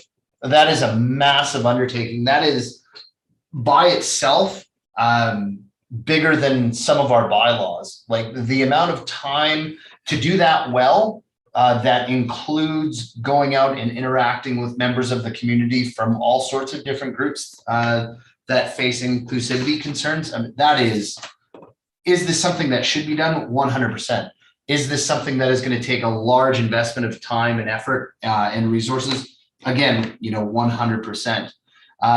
So just again, throwing that out there, that's something we need to be aware of and cognizant of as we move forward. Thank you. And Councillor Stashik. Thank you, Mr. Chair. When the motion was first passed to have this report come back, it's obviously something that I supported and understood, but what we got back here is much more comprehensive and robust than anything that I ever would have envisioned. And like some of the other councillors who've spoken tonight, I too have some pretty significant concerns about the time commitment that's going to be required on behalf of administration to move a bunch of these items forward, in addition to the ones that were already quoted. 4.3.7 brings me some concern to establish an internal working group to develop a series of action items spanning the course of the preceding 4 years to develop services, et cetera, et cetera, et cetera. That to me represents a pretty significant amount of administrative time devoted to this. I understand, agree, and support everything that's in this draft policy. However, I'm concerned that making a one-off decision tonight to direct administration to move forward with it without fully understanding how that's going to affect administration's abilities to move other strategic priorities forward might be short-sighted. So if a motion is made to move this forward tonight, I likely won't be supporting it for those reasons. That said, though, I do very much want to see this come back. And I think an opportune place for it to come back would be after the election when the new council is doing strategic planning. This can be analyzed then alongside other strategic priorities, and it can be prioritized along the list and a holistic conversation about the different prioritized strategies and how they affect each other can be had at that time, and I think maybe a better decision would be made at that time than tonight. So thank you. Thank you, Councillor Stashik. Mayor Michaels, then Councillor Magoon. Yeah, thank you, Mr. Chair. For me, I think there's 2 points. One, I won't regurgitate what was said. I agree that I feel there's some level of it being scaled back and kind of working our way towards something that we can deliver, and that's that speaks to what needs to be done. And the other element was Councillor Race who brought that up. We're going to get closer with this if we actually, I think, instead of us individually doing our jobs as councillor and solicit feedback on it, I think it would be better for administration to go out to Indigenous groups, elders, and minority associations. There's a anti-racism advisory council in Alberta that's newly composed, and kind of get within a report or the draft their input, or at least their comments of saying, hey, this is a bit closer, or we have issues, and at least we can then hold our limited knowledge in this in the draft and say, at least we have the backing or input from these groups, and then we will probably still be off, but we'll be much closer. So I don't know what the appetite of council is, but perhaps it is a direction to bring back a scaled version draft to a future standing committee seeking input from these specific groups. But that's sort of where I'm kind of leaning at the moment. Well, and again, in line with some of the recommendations for this to be considered as part of the strategic priorities for the next council, I'm wondering if it would be of value for the next council to establish a committee of council that is supported by the work of administration to go out and engage with various groups in our community who would be impacted by this policy, and to get that feedback before moving forward with it. Because again, I think the worst sort of thing would be to just plunk a policy in place without getting the necessary feedback from the affected groups in the community and saying, yeah, we think this is the best for those groups, without giving it the real time and diligence that it deserves. And I think everybody understands that this is something that it will take time to get right. So, thank you. Thanks. Councilor Magoon. Acting CO Howard. Thank you. If I may have invite Ms. Heather Mark to speak to any of the comments from council. I appreciate that that's quite an open platform for her, but she has done all the research for this and the work around it. And if there's anything, again, not to debate council's statements, but if there's anything that you can round out or assure them in terms of the process that you took to propose this policy. Thanks. Thank you, councillors, for your comments and concerns. I'm learning a lot about your perspectives this evening. And I'd like to iterate that this policy itself is not meant to be an action plan about how the town will make decisions based on behalf of the needs of marginalized groups within our community. The policy is based on extensive research into the AUMA toolkit, which is attachment number 2, as well as HR directives from the McLean Company and Co., as well as comparative municipalities policies regarding equity, diversity, and inclusion that have formulated what you have in front of you. So this is the framework that would allow us as an organization to begin to create the culture that would ensure when we send people from the town out into the community, whether they're community members on behalf of the organization or employees or counselors such as yourself, they have the support and they have the grounded legislation that would enable meaningful engagement. And respectfully, I would also mention these items have already been compiled due to the research. So in that instance, we would not necessarily have to go to community members and say, okay, well, what exactly is your input, and is this okay? Because this is more meant to just say, this is what our groundwork is, this is our framework. And now we're prepared to actually do the actions that will make a difference in your lives, rather than going over more of the maybe niche details about how that should happen. So if there's any questions about what I've just said, please direct them to me. Yeah, I really appreciate that feedback, Ms. Mark. I don't know which way to look here. Yeah, I think for council where we're struggling is that this is bigger than what we expected, and it's so and I think we really want it to be meaningful, and for it to be meaningful coming right before an election, and it's not really tied to a strategic plan or I think that's where I think the struggles are. I would love to see this tied to a strategic plan as something that, you know, administration then is tooled to make sure they ask us for the resources they need to do it properly. And so for me, that's where I'm struggling. I would rather see it be something that is part of the strategic plan priorities, there's some really big things that the next council is going to look at. They might want to prioritize climate change above social issues. They might want to, really focus on large scale economic development. And, as we go through the process over the next 2 months to figure out what the community's priorities are, I think that's, for me, where it best fits. And I think it makes it easier for the next council to have this groundwork already there and not have to do that work again. So I don't think it's any wasted work. I think it's just a matter of when a council really invests in this. So, Councillor Sasha. Thank you, Mr. Chair. I'd like to take a stab at maybe trying to capture what council's comments have been so far. So if I could propose a consensus of council.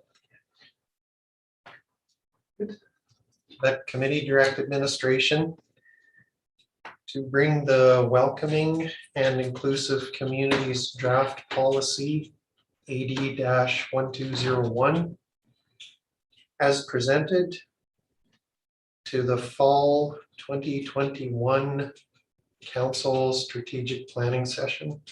I believe the timing of that is correct. I looked to administration. That's fall of 2021, correct? New council strategic planning session? Yes, unless they, you could just say the strategic planning session of the incoming council, and then it's whenever that is, we would bring it. Perfect. If we could change it to the wording that Ms. Howard suggested, would be great. Do you want to speak to it at all? Yeah, I'll speak to it quickly. I think that's a good way for this to get looked at alongside all the other strategic priorities. And once it finds its place in that priority list, then council is free with that understanding to be able to figure out the best way to be able to move it forward and to get something that is comprehensive and that we can be proud of and be able to use to guide the organization in the future. Thank you. Ms. Wade, did I see your hand pop up there? Yes, I just wanted to confirm exactly what CAO Howarth was offering with respect to the timeline. So she nailed it. Thank you. Thanks, Ms. Wade. Right, council, there's a direction on the floor. Councillor Stashik, you comfortable with what that looks like? Yep. All right, Councillor Race. Thank you, sir. I right now cannot support the land acknowledgement statement. To me, is part of what is seen on that board right now. And I would like to pay attention to that land acknowledgement statement separate from this. We've got, what, 4, 5, 6 meetings left, and we're going to be saying a statement that maybe we don't all agree with. We've had no input from our community. So for those reasons, I cannot support this. Just with that in mind, I don't think this actually precludes a subsequent motion of bringing back a discussion around that to a future meeting. So I think they can both work together. I understand that, sir, but I'm speaking to this motion. Yeah, but to if you vote in favor of it, you can still bring the other one forward. So you don't, if you support it in principle, when it comes back, you can still make the land acknowledgement motion separate or direction separately if that's something you choose. I have Mayor Michaels and then Councillor Stash. Thank you, Mr. Chair. I want to thank Councillor Stashik for putting this forward. I think, and I think it was Councillor Nelson alluded to the strategic plan first. My apologies if it was someone else, but this gives it, I think, the right merit. We know that a lot of policies get lost in the shuffle. Some are difficult. People, revisit them. This gives it, I think, the right onus, and we could really cater and make it. And I look forward to supporting another motion for the acknowledgement statement in order to kind of deal with that. So I think this is going to set up the next council and make this right overall where it should be. And that's part of our overall strategy. Thank you. Thank you, Mayor Michaels. Councillor Stash. Thank you, Mr. Chair. Yeah, much along the same lines as what you were saying. I put my hand up right away just to indicate that supporting this particular motion doesn't preclude conversation regarding a lands acknowledgement statement that we can have, and I very much look forward to having after this one is called the question. There's no reason we can't have a discussion about that and come to a consensus about what we're going to use in the interim until the council strategic planning session comes up. I still firmly believe that not rushing this tonight and letting future council have an opportunity to reflect on it and discuss it at length alongside the other priority items is still the best way to go. So hopefully there is another direction request after this that will address Councillor Race's concerns. Thank you. Council, anything further? Just ask for it to come up again. It's not one of the recommendations. So.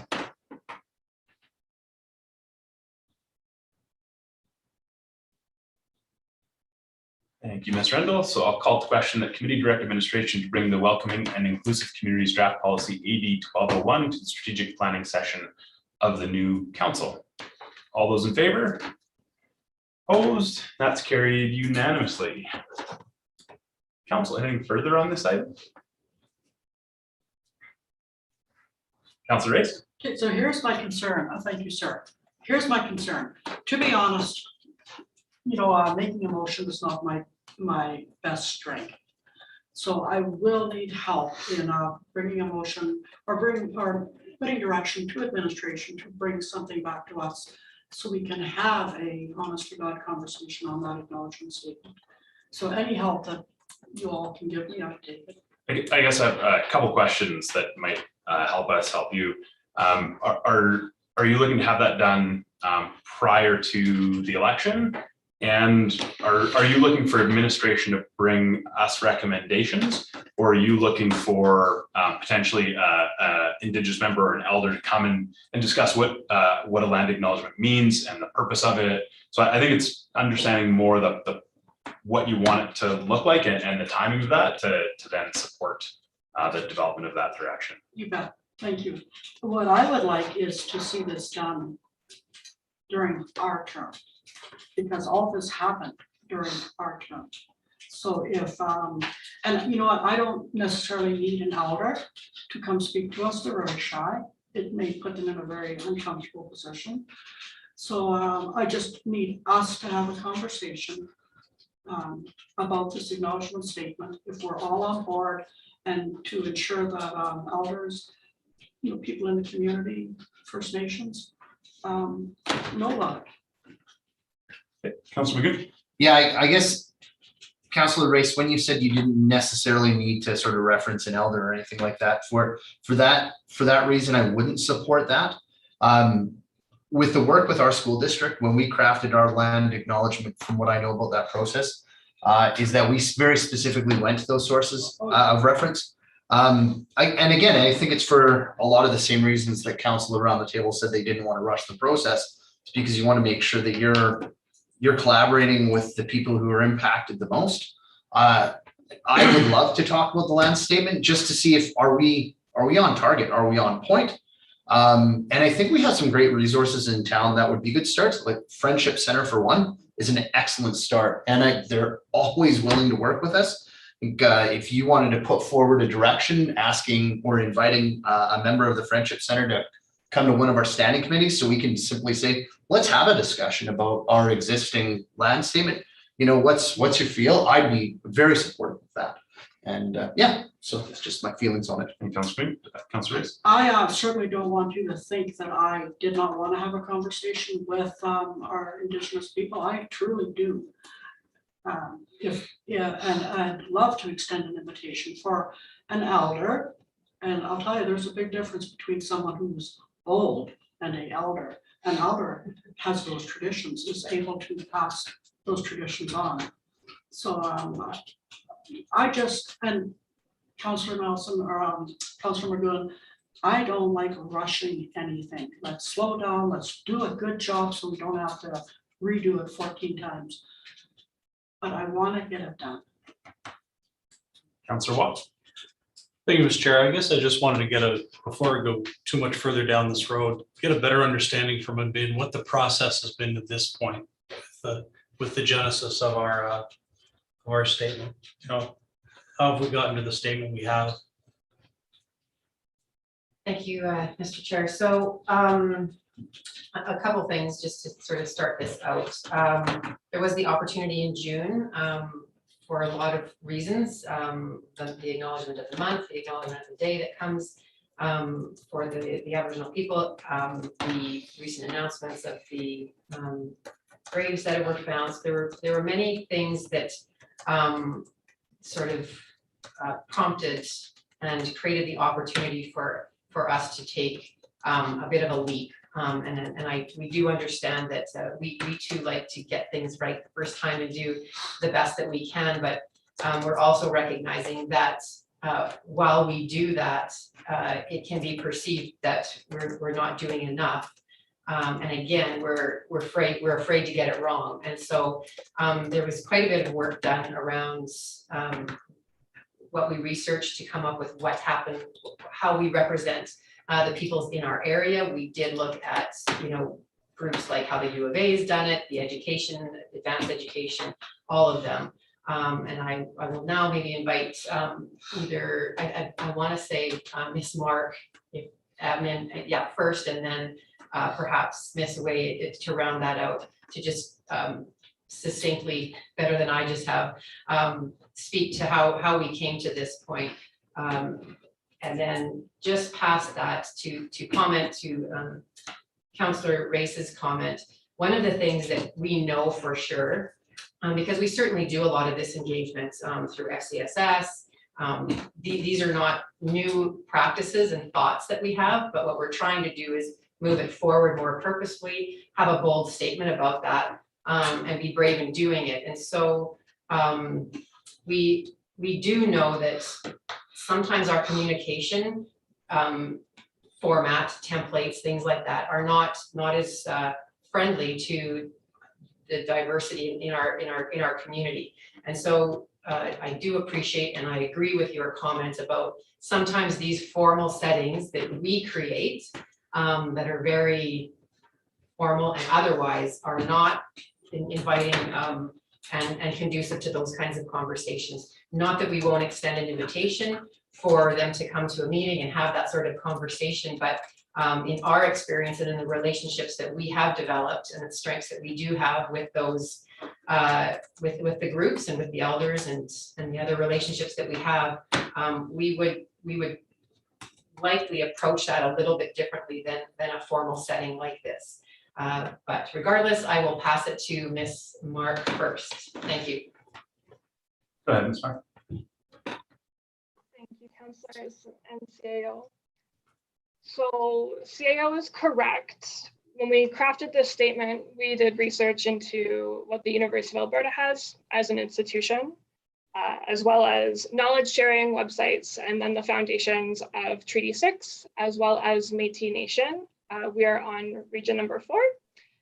The idea being our objective that we wanted to create the most expansive recognition that we could regarding the information we could find from different Indigenous groups that have inhabited and used and been on this land before settlers arrived. And with administration, the idea of incorporating the knowledge of Indigenous elders moving forward would be to create opportunities to include Indigenous languages and the syllabic system that does not include standard Roman orthography, meaning like English letters and the alphabet that you see on the names, just to have a better understanding and almost kind of disrupting the Anglicization of the names that we have. However, I do agree with Councillor Race. It is not entirely necessary that we reach out simply to create a statement acknowledging the land, because we are all treaty people.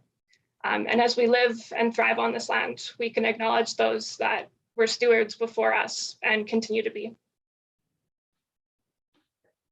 Thank you, Ms. Mark. Ms. Wade, did you have something to add? Perfect. Thank you, administration. I have Councilor Magoon. Thank you. I'd like to provide a direction.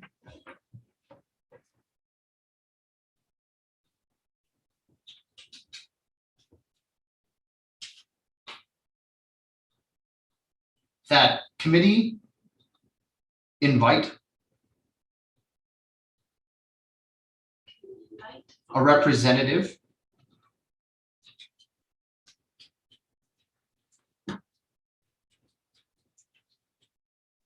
from the Hinton Friendship Center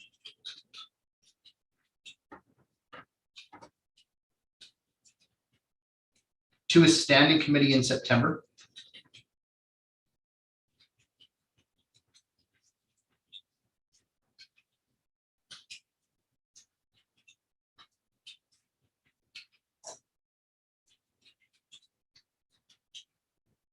or to provide other feedback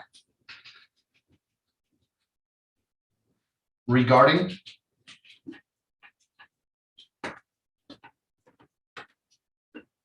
the town of Hinton's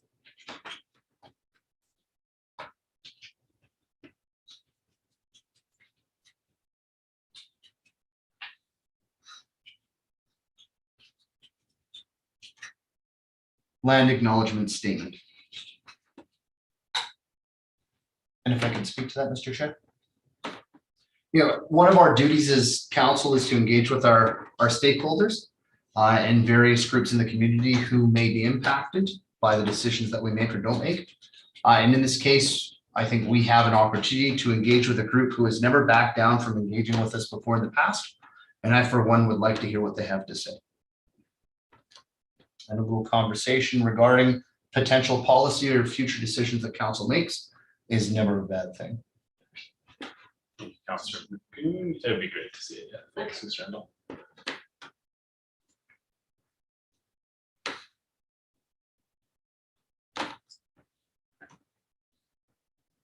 Is it committee invite or committee direct administration? Yeah, that's more appropriate. Thank you.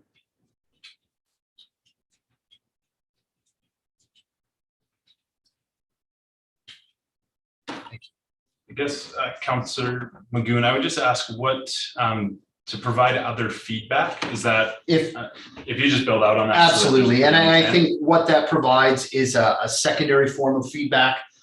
If representation from the Friendship Center, if they're uncomfortable with the standing committee setting, or if they prefer to give some other form of feedback after collaborating with perhaps other sources of information or knowledge keepers that they have close to them, back to us.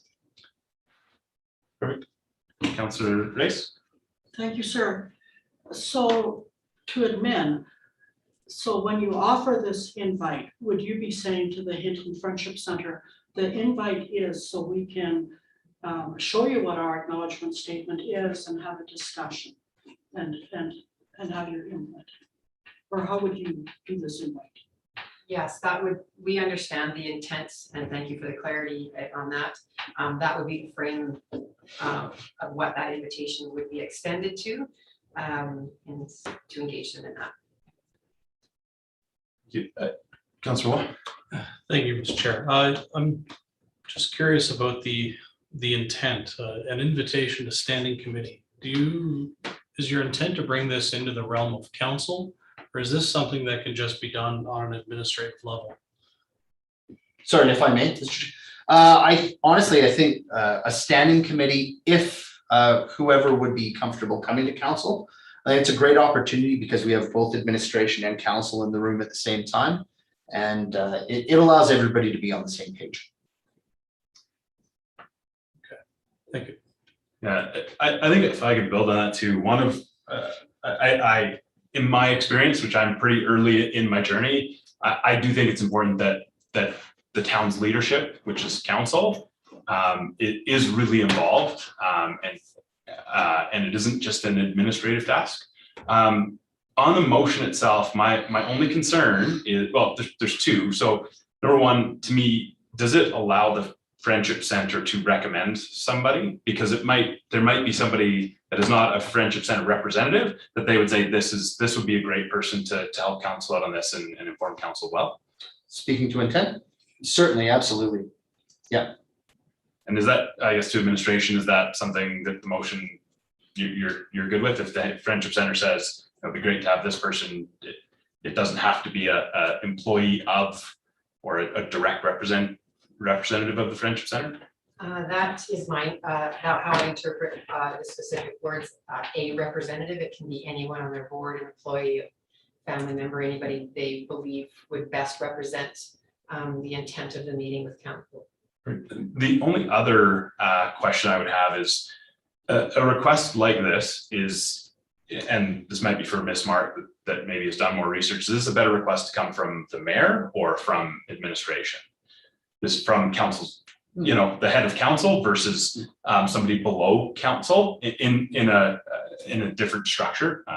In my experience, I've seen different things. So just curious if it makes any difference. If we understand that that is the intent, we can easily put this on the mayor's letterheads, get his draft and approval of that. It could easily go under his signature.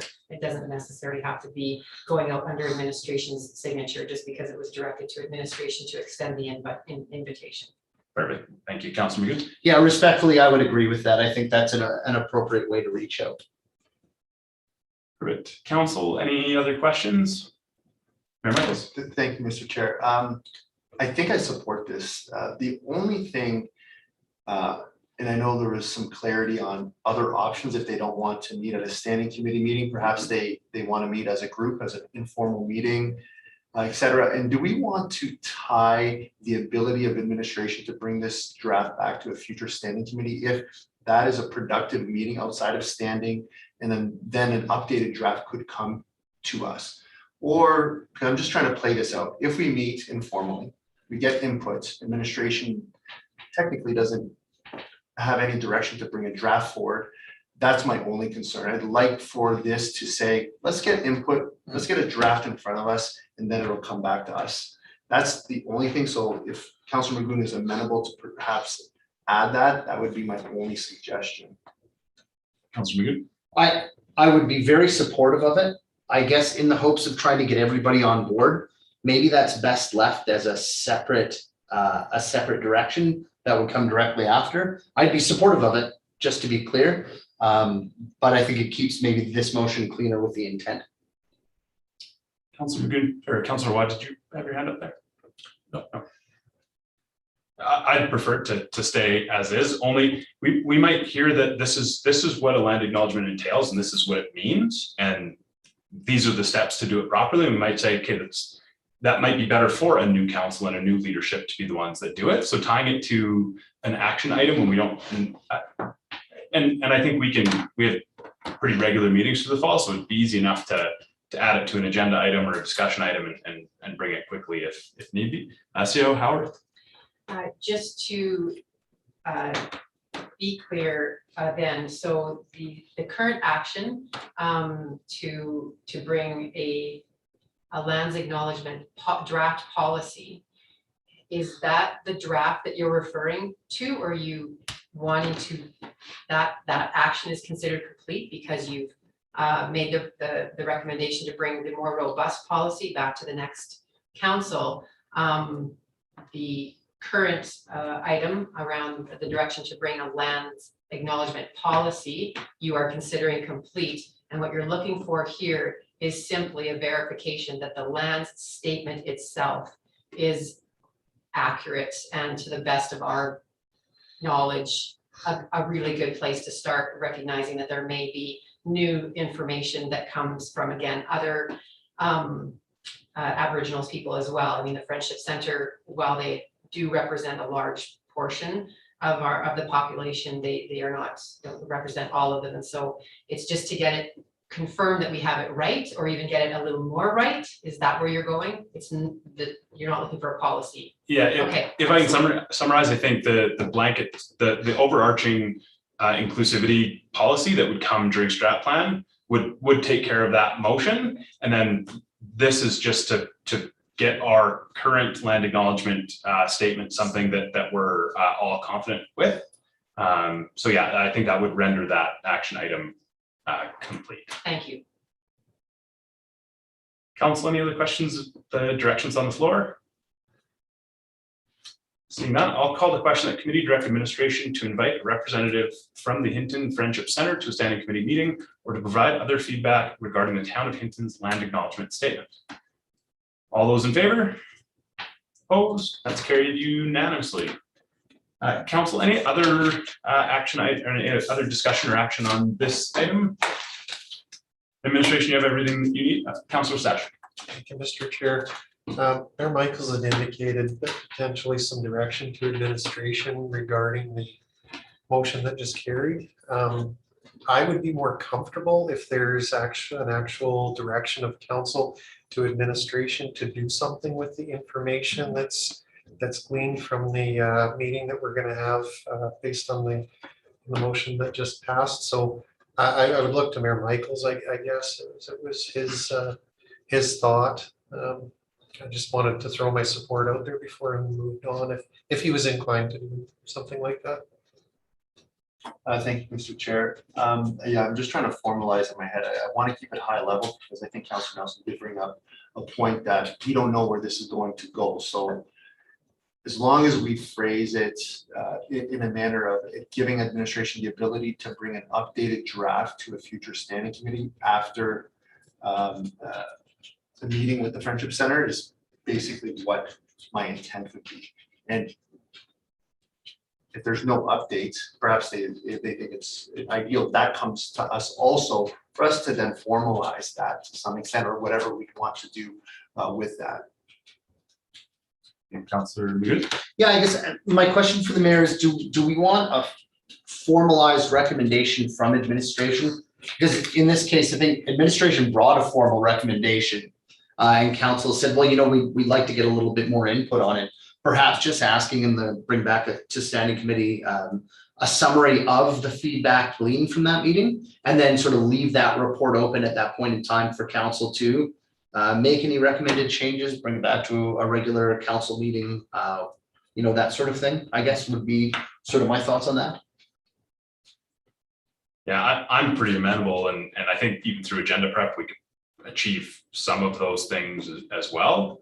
It's just hard to know, I think at this point, how long it will take to bring somebody and have them comfortable and prepared to speak to council, and then for that to time up with other meetings and we have big agendas coming up. So yeah, if there's a direction made, I'm fine with that. If there's not, I think we can figure that out through agenda prep or discussion items or other ways to bring it forward as well. So I'm happy to support either way.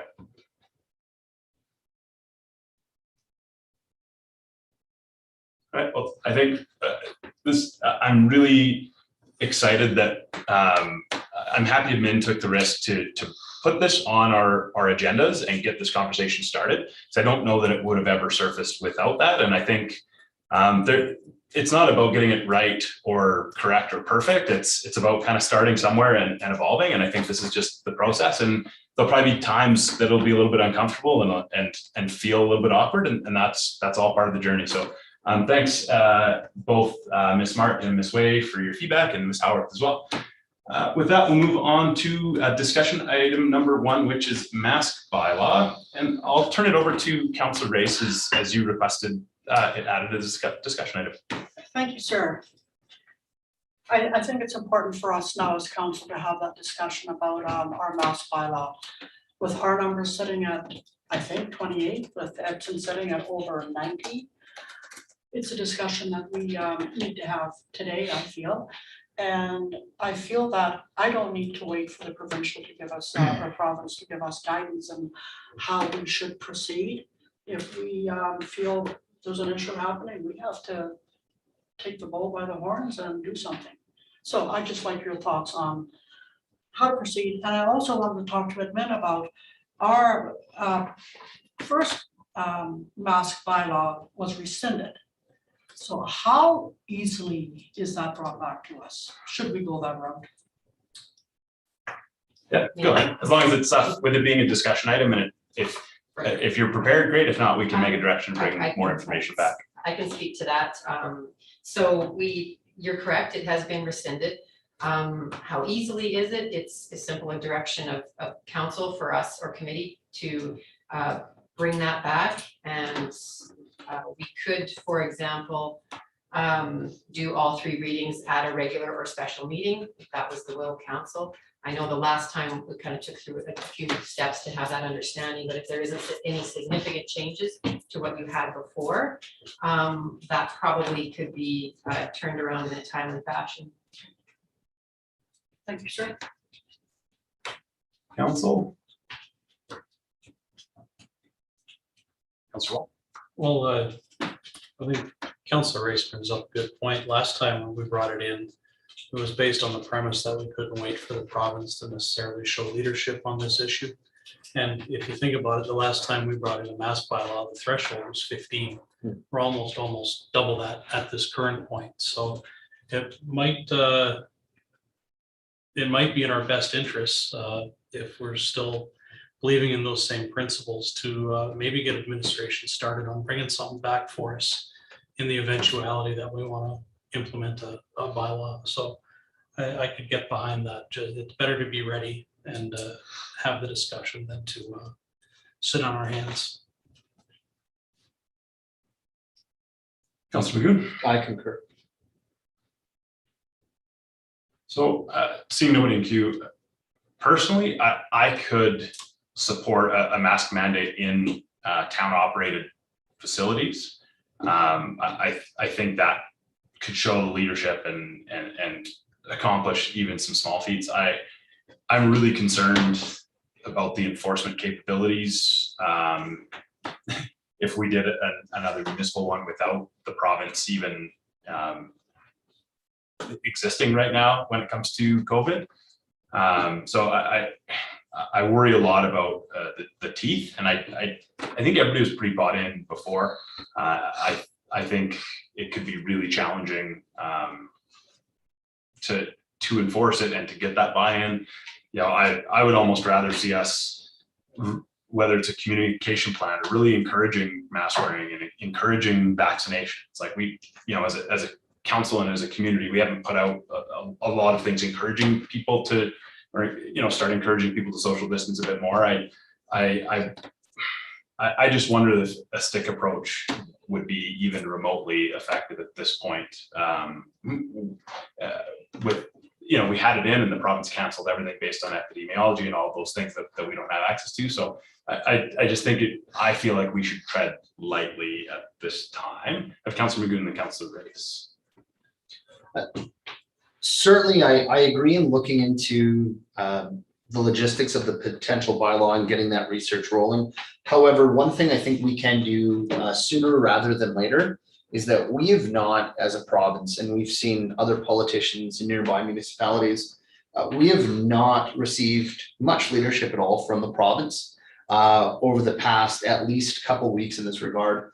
And in conversations I've had with some of our fellow community members in the past week, is that there is a real problem with governance below the provincial level, politicians, school boards, that sort of thing, trying to make health decisions where we are not educated in that field. I'm a teacher, I'm an administrator, you know, at a school. I'm not trained in epidemiology, right? I don't know at this point in time if the issue is really masks or if it's vaccination rates.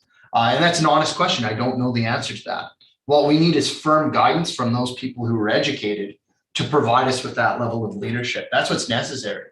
You know, asking school boards and municipalities to take that lead, that's not fair. And I think it's an incorrect approach, right? If I need to go get medical feedback, I want to go talk to the experts, and they're all at the provincial level.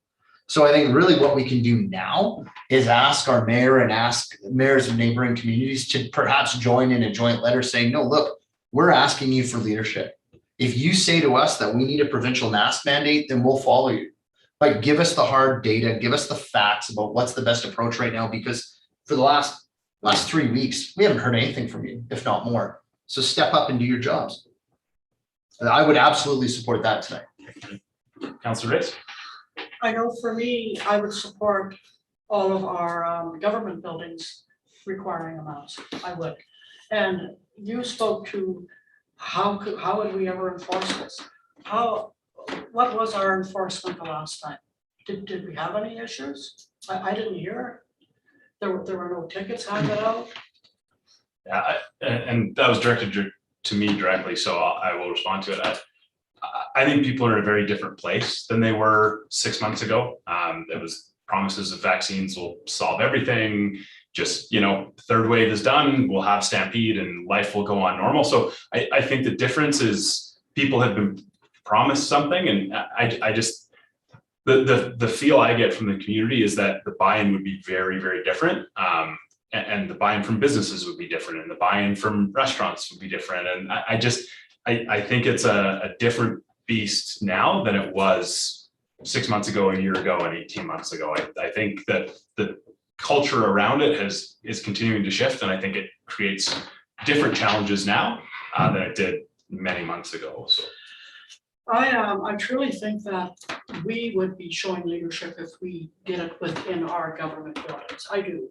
And then to show leadership in just encouraging people to wear their masks. If you don't want to wear it, don't wear it. But we will encourage you to wear your mask, to wash your hands, to take precautions.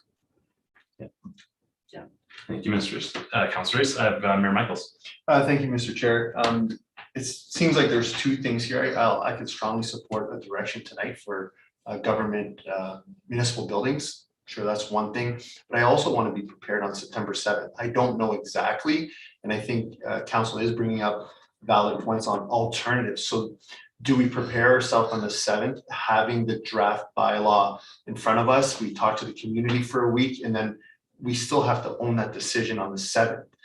That's my only concern. So I think I'm leaning towards having the bylaw as a request for decision on September 7th, and then we choose to have 3 readings or not, or 1 reading, but at least we're one step closer, or we pivot with the alternative, which could be something else that we could do in order to help encourage whether it's the province or our municipality to veer in the right direction. But for me tonight, if there's a motion from council for government buildings, I look forward to supporting that. But if there's no other direction, I'll look to move forward, at least having a request for decision for September 7th, and then go to the community and see what we want to implement in 7 days. Thank you. I think thanks for that, Mayor Michaels. I think if the bylaw itself is there on that, I think we then have options of how much or what we implement. This wasn't on an agenda, this wasn't, and so there hasn't been a lot of community consultations, and things like 3 days ago, we didn't need to have this conversation.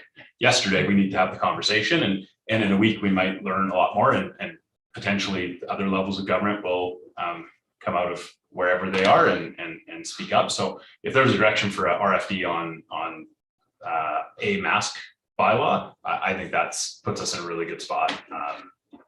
And I think it doesn't task administration a whole bunch because we already have it. And I think it'd just be a matter of kind of thinking of the rollout, and if there's any specific changes we need to see within that document based on what we learned the first time. I think that's probably where we want to be. Mayor Michaels. Thank you, Mr. Chair. I'll take a stab at the first part. I'd like to that committee direct administration to bring a request for decision on a mask bylaw at the September 7th regular meeting of council. And if I may speak to it, not a lot to add, but for those watching, and obviously this will be news, it's an opportunity, as Councillor Nelson and others alluded to see if there's continued inaction from other levels of government, and for ourselves, that we'll be in a better position to make a sound decision on the 7th. Thank you. Council, I think one thing I want to add too is I also think this adds a level of transparency and accountability to council versus 3 or 4 days from now we need to call a state of local emergency or a special meeting. So I like that this provides the opportunity for the community to engage with council and share their concerns versus declaring a SOL and then just implementing it. So I also really like that it's proactive and creates the most opportunity for engagement versus other paths that we may need to take. So. Okay, seeing nobody else in queue, I'll call the question that committee direct administration to bring back a request for decision for a draft mask bylaw to the September 7th, 2021 regular council meeting. All those in favor? Opposed? And that's carried unanimously. Thank you, council, and thank you, Councillor Reyes, for bringing that forward. That takes us to information items. Everybody okay? Does anybody? Sure. Oh, I just want to follow up. Is there an appetite tonight, though? Because I kind of sense there was an appetite for municipal buildings. I don't want to speak for everyone, but I was interested on, do we move forward with that potentially tonight? And I guess I had a question for administration with our current direction with staffing using masks. Is there anything in place for any residents or people who visit buildings right now to wear the masks? Thank you. No, we have all of those restrictions were lifted when the province removed them in early July there. So again, because we have nothing to base those restrictions are on. That being said, in the administrative spaces and for all of our staff, we have kept almost all of the restrictions in place, whether that's the plexiglass, the masks, the distancing, the meetings, all of that. And I know that CAO Olson was definitely taking the slow and cautious approach to reopening our staff spaces for many reasons. One primarily is that again, while we're a small team and we can get lots done, we don't have a lot of redundancy. So if one node of our team go down, it can make us vulnerable to be able to continue the programs and services to the community. So we are trying to protect that. So we still have that in place. It won't take much of anything to reinstate that to the full extent. And regarding the public spaces, we still have the safe work practices, the protocols, the equipment, the stickers, the stanchions, all of that kind of thing to be able to implement that quite quickly. So if I may, Mr. Chair, and my apologies, I didn't really ask that. It wasn't my intent. I guess my question that I want to ask for council is hypothetically, let's say there's no mandatory mask bylaw passed next Tuesday. Do we want to have something from administration, if not tonight, on the 7th, that has a request for decision on buildings being, or municipal buildings being mandatory? That's the question. So if we're not ready tonight to pass something, because we're kind of winging it to some extent, I'd rather be prepared on the 7th with a secondary request for decision for us to mandate masks, at least in our building. So that's kind of my train of thought. Otherwise, we're gonna have the same conversation alongside the mask bylaw or conversation, and we'll be in the same spot. So do we want something from admin kind of prepared for us to do is the question. Councillor Magoon, myself, Race. I guess to answer that question, Mr. Mayor, I think in order for me of preference, the first is I would hope by that time that the provinces come out with some clear directives on what the best practices are. Again, are we focusing on masks? Are we focusing on vaccines? Are we focusing on both? And then I think subsequent to that would be from administration, specifically the CEO's perspective in working with the various departments and other direct, administrative level staff, what protects the organization best? And if they come back and, recommend to council that, yeah, given the information we've received from the province at this time, we probably should within the organization to protect us. And thank you, CAO, for identifying the redundancy issue, because that's not something I thought about until you mentioned it. And it's an excellent point. I'd be very supportive of that. So thank you. Thank you, Councillor Magoon. I have myself next in the queue. Yeah, I'm not prepared yet, only because I've only thought about it since 3:30, but I think there's also a difference between town-owned and town-operated buildings. We have places like the Hinton Center that could have bigger impacts on the community that may be good or may be bad. It would likely result in the cancellation of things like the gala and Oktoberfest, which again, may be a really, really good thing. It could also mean places like the rec center, which now hockey's back on. And again, could be a really good thing, but it also could be something that it has some other challenges as well. So the town-owned buildings part is something I just haven't had enough time to consider yet. If Councillor Waugh, then Race, then Magoo. Thank you, Mr. Chair. I think some of the comments you made are fair, but I think I'd want to get a rundown from administration about what some of the consequences may be from some of these different measures, town-owned, town-operated, whatever they may be. because I would like to have a better understanding of the full gamut of the options available to us. So as opposed to a full bylaw or full implementation. So I would be in support of having those options fleshed out for us for next week if possible. Thank you, Councillor. I think we'll just have to maybe with the agenda timing, I'm not sure what would be possible outside of just ours coming forward, but I guess what would be possible between now and Friday, I guess. Something probably pretty light. I don't know that we could, I mean, we do have our internal sort of health and safety reasons for what we're doing and why, you know, as of recent, I think it was this week that we sent something out to all staff reminding them that this is what we're doing. We're still doing it.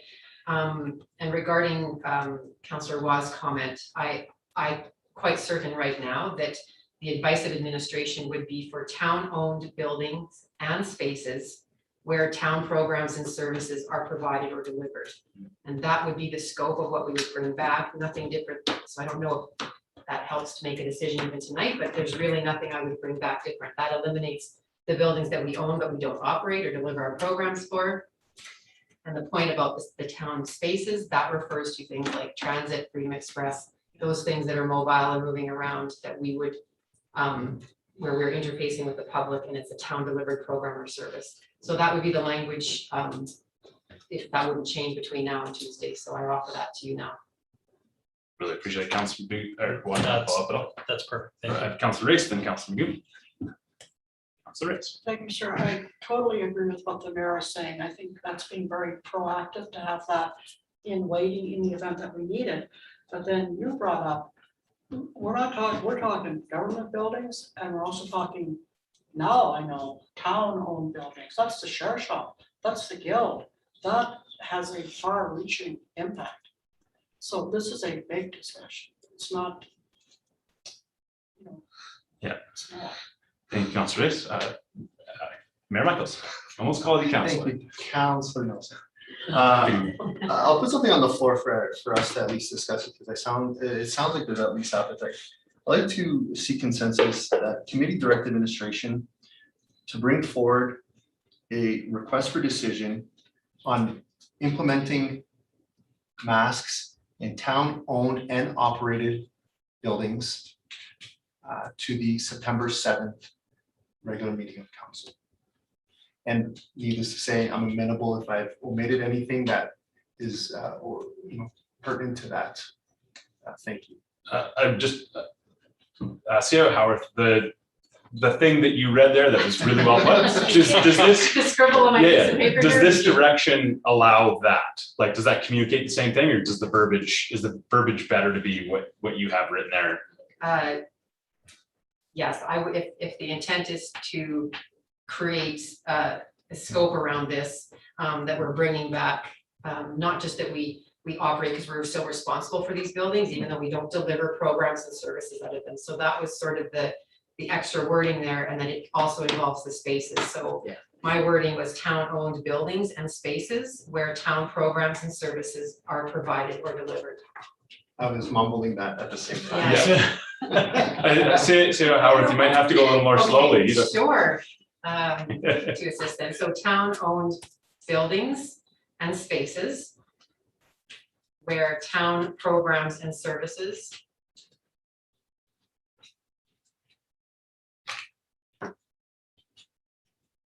are provided or delivered.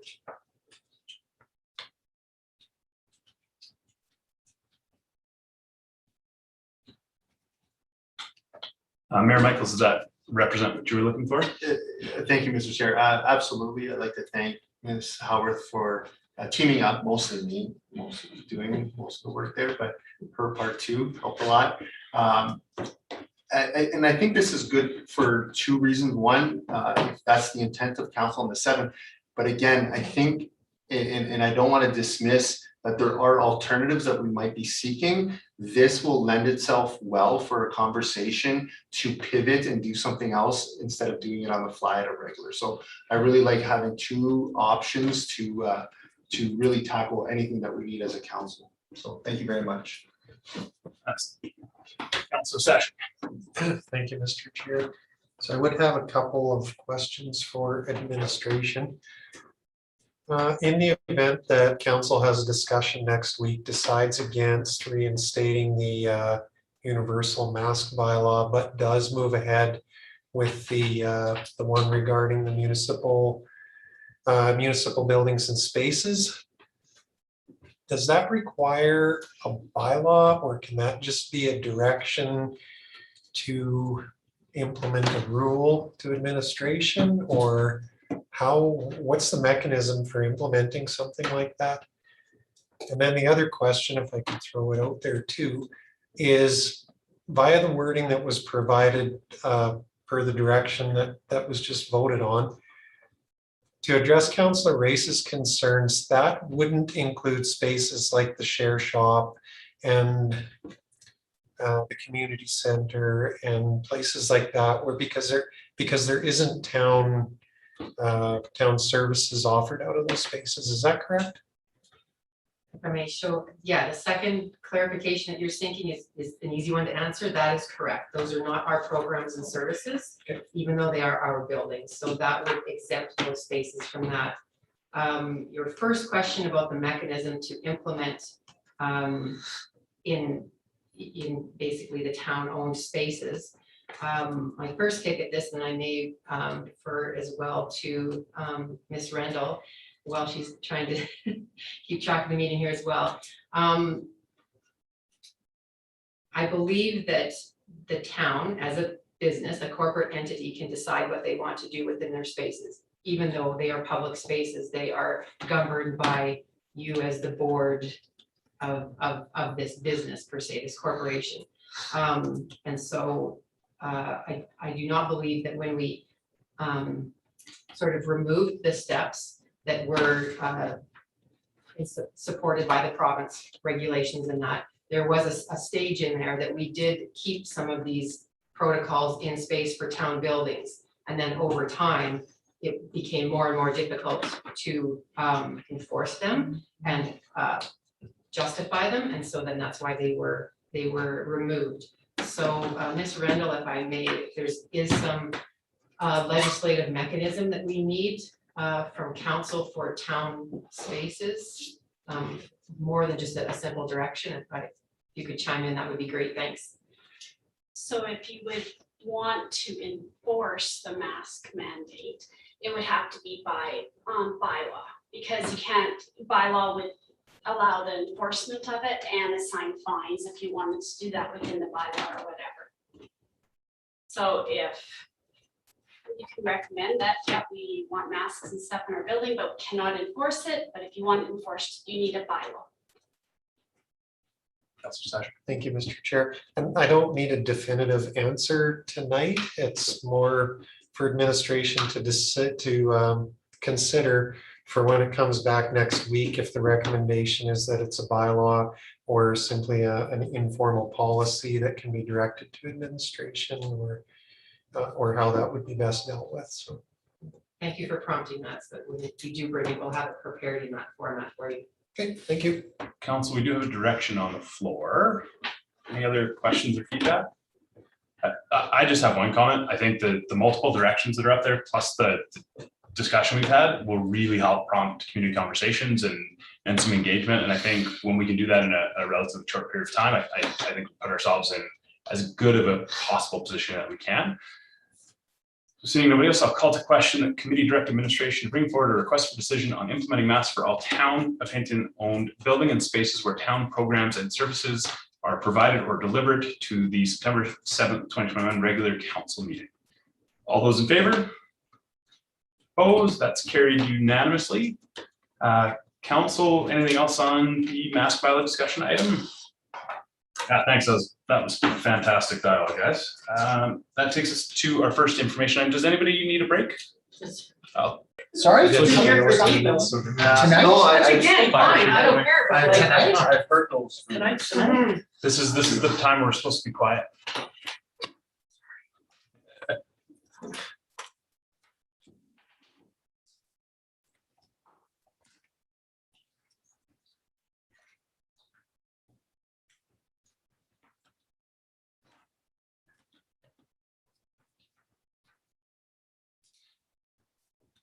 All right, I'll call this meeting back to order. That takes us to information item number 1, which is 2021 second quarter financial update and project report. I'll turn it over to administration. Thank you. So this item is before council as an information item with the recommendation to accept it as such. Administration provides these updates typically 6 weeks following the end of each quarter. You may recall that the Q1, the first quarter, was presented as a first trimester ending April 30th instead of March 31st. This report is a Q2 second quarter report that gets us back on the track of reporting quarterly to council in those timelines, and therefore includes the status ending June 30th of 2021. I have Mr. Rob Osmond here to take a few minutes to highlight some of the key points in this report and to be available, of course, to answer any questions committee may have. Thank you. Mr. Osmond. Thank you very much. So as this acting CAO explained in front of you this evening is our second quarter financial report. There are just a couple of things that I would like to point out when council is looking at any of our financial reporting. The first is that when the town creates budgets for operating and capital, those are done on an annual basis. And so when we look at quarterly reporting, we have to acknowledge that there is a misalignment between annual budgets and quarterly reporting. That being said, the reports do provide us with good insight into where we are, but we have to acknowledge that not all expenses and revenues are spread out evenly through the quarters. And so there can be some timing issues as we review the numbers. So we'll go through shortly my summary of the areas of significant variance. In the table, we can see that the budget is largely on target. There are still some departments that are being impacted by COVID-19. We see these in moderated, or we have accommodated these with moderated revenue budgets, expense reductions to help mitigate those. In this quarterly report, we have had one department, the Municipal Utilities Department, has identified what we will identify as a significant reduction in revenue. This is coming from commercial and industrial water sales, sanitary sewer and waste collection revenues. At the midpoint of the year, the revenue loss appears to amount to approximately $130,000, 12%. The department is now analyzing the issue to prepare a forecast for the total impact of this trend on the year and the strategies that will be used to manage these impacts. Administration and council will continue to monitor financial performance for other changes as we proceed through the year. There are 4 areas that I wanted to bring to council's attention. The first is the net property tax collected. The current variance in that category is 121%. It is a revenue account, so that looks really sharp. However, we do need to remember that all the tax levy has been applied. However, the requisitions are billed quarterly, so they're only half billed. So looking at those numbers, I expect by the end of the year, we will come in pretty much on the nose with the budget, although right now it is reflecting a significant over budget that won't last. I would also like to bring to council's attention the other revenue, governance and administration. So that is currently showing at 2% of its budget. That is a net revenue generation area. So that means that the revenues in that area are lagging behind. But I will point out that this is the area where we typically see the large projects particularly funded by provincial grant funds. This is where we recognize funding as the projects are complete. So at the midpoint of the year, we don't have a lot of complete projects, specifically the large infrastructure projects that use significant amounts of grant money. So that number is still reflecting as behind budget, although I expect it will accelerate quickly as we move into the fall and projects start to complete. I did want to point out protective services and development services are both performing well against their budget. They're showing at 40% for protective services, and planning and development is at 37. A big part of that is a result of reserve allocations and one-time projects. So reserve allocations are typically completed after the year end, and the audit is presented to council. So those entries are happening now, and our one-time projects, of course, will wrap up by the end of the year. So those numbers will track better against their budgets as they move forward. And then finally, I'd just like to highlight the entire infrastructure services section. This includes infrastructure, facility services, and fleet services, which are respectively at 34%, 23%, and 40% of budget. It's important to remember, particularly with facility and fleet, that their expenses tend to occur when required. So if we have breakdowns or work part placements, that type of thing, so they're a little harder to predict in terms of the regularity of the budget. And then in infrastructure and those other two functions, we also have significant reserve contributions where the entries aren't yet made. So looking at the chart in the middle of the report, it is on page 234 of the agenda package. This just shows you in greater detail the numbers I've just reviewed, and we can see, with the exception of those that I've already listed, most of the other departments are tracking around the 50% mark, which is where we'd expect to see them at the midpoint of the year.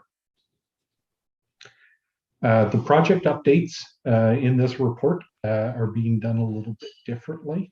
So I will move to the report itself in a couple of minutes, but I did want to provide a brief overview. The operating projects, one-time operating projects for 2021 consisted of 26 projects. At the second quarter project update report, which council is receiving tonight, we've had 10 projects move to status complete. 4 others are scheduled to be completed in 2021. And with the projects that have been slated for cancellation, that would bring the overall project completion rate for operating project to 62% in 2021. And on the capital side, where we had 96 projects in 2021, as of the report, it shows that 35 of those projects have been moved to complete. 30 more are scheduled for completion during the year. With the canceled projects, that would bring the estimated completion rate to 75% right now. So if those completion numbers hold out to the end of the year, I think we'll have made some really significant progress against our goals. So there are a couple of things just before we move on to the project report itself. There were,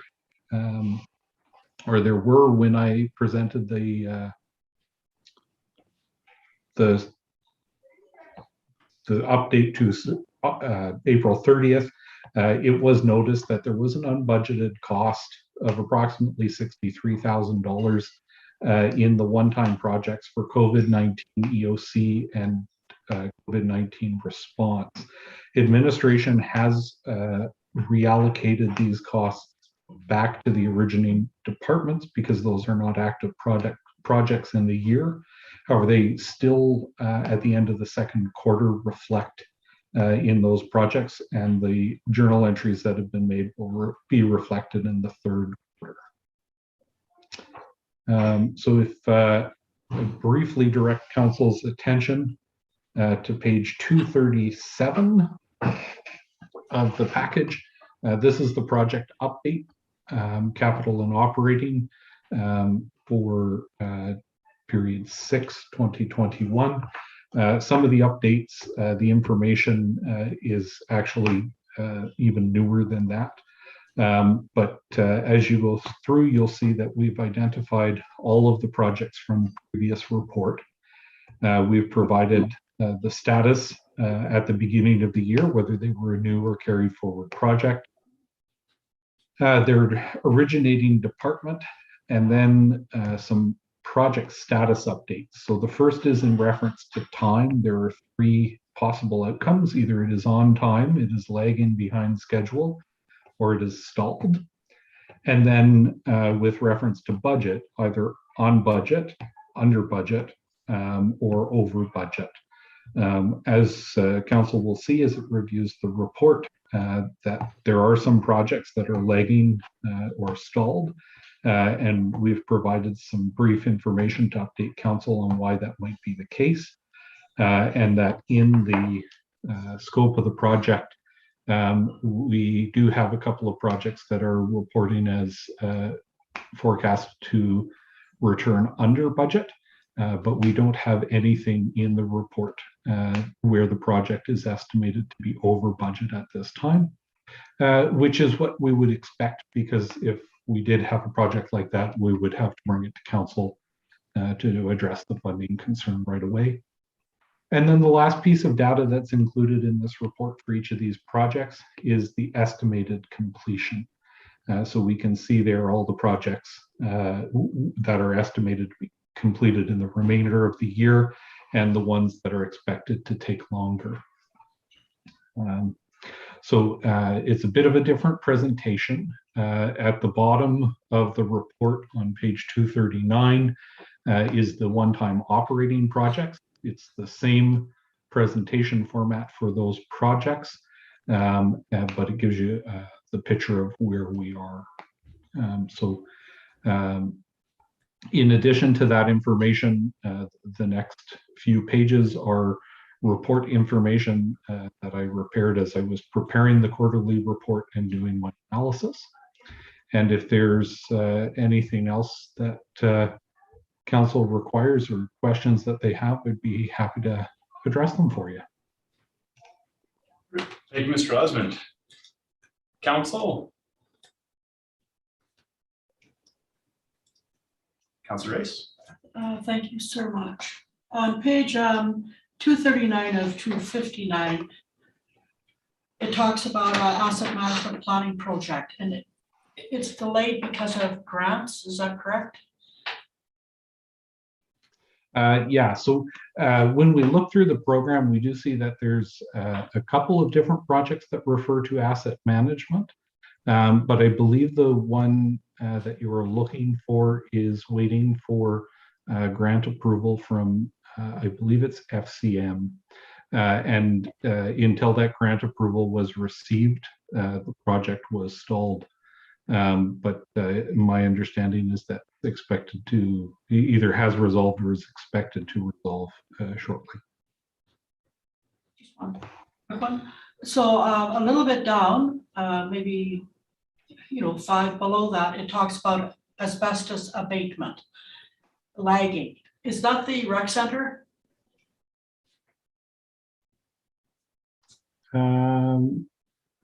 Mr. Osmond, Scout Hall. it may be the Scout Hall. Yeah, it may be the Scout Hall. If you have that answer, that would be great. If not, I believe Mr. Rousseau is still on. We can clarify that for Councillor Grace. Thank you. Yeah, I don't have any further information on that project. Mr. Rousseau. Thank you. Mr. Chair, yes, that would be the Scout Hall that we will still will be bringing forward. I think it's October. Don't quote me on that. I'll just check with Mr. Balashian, as that came forward to council in March, if I remember correctly. And So in October, we will do the actual abatement. And then I think the demolition was also one of the other parts of that project. So more to come in October from my understanding and my recollection. Thank you. Councillor Magoon. Actually, that was my question. Thank you. I had myself in there on page 240. I just wanted to flag that the mayor and council budgets seem a little bit off. The mayor showing is only 23,000 to start the first half of the year, and just the honorarium is above 30 plus meeting fees. Yet council seems we're well above budget. So just wanted to flag it in case maybe something was under. Some of the mayors were going under the council budget item. I don't really need a response, but just so that we're aware. Yeah, certainly we'll take that back and have a look at those numbers. Council.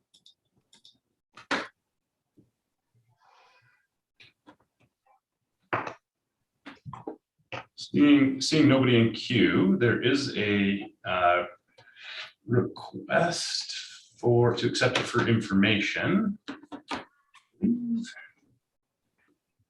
Councilor Stashik.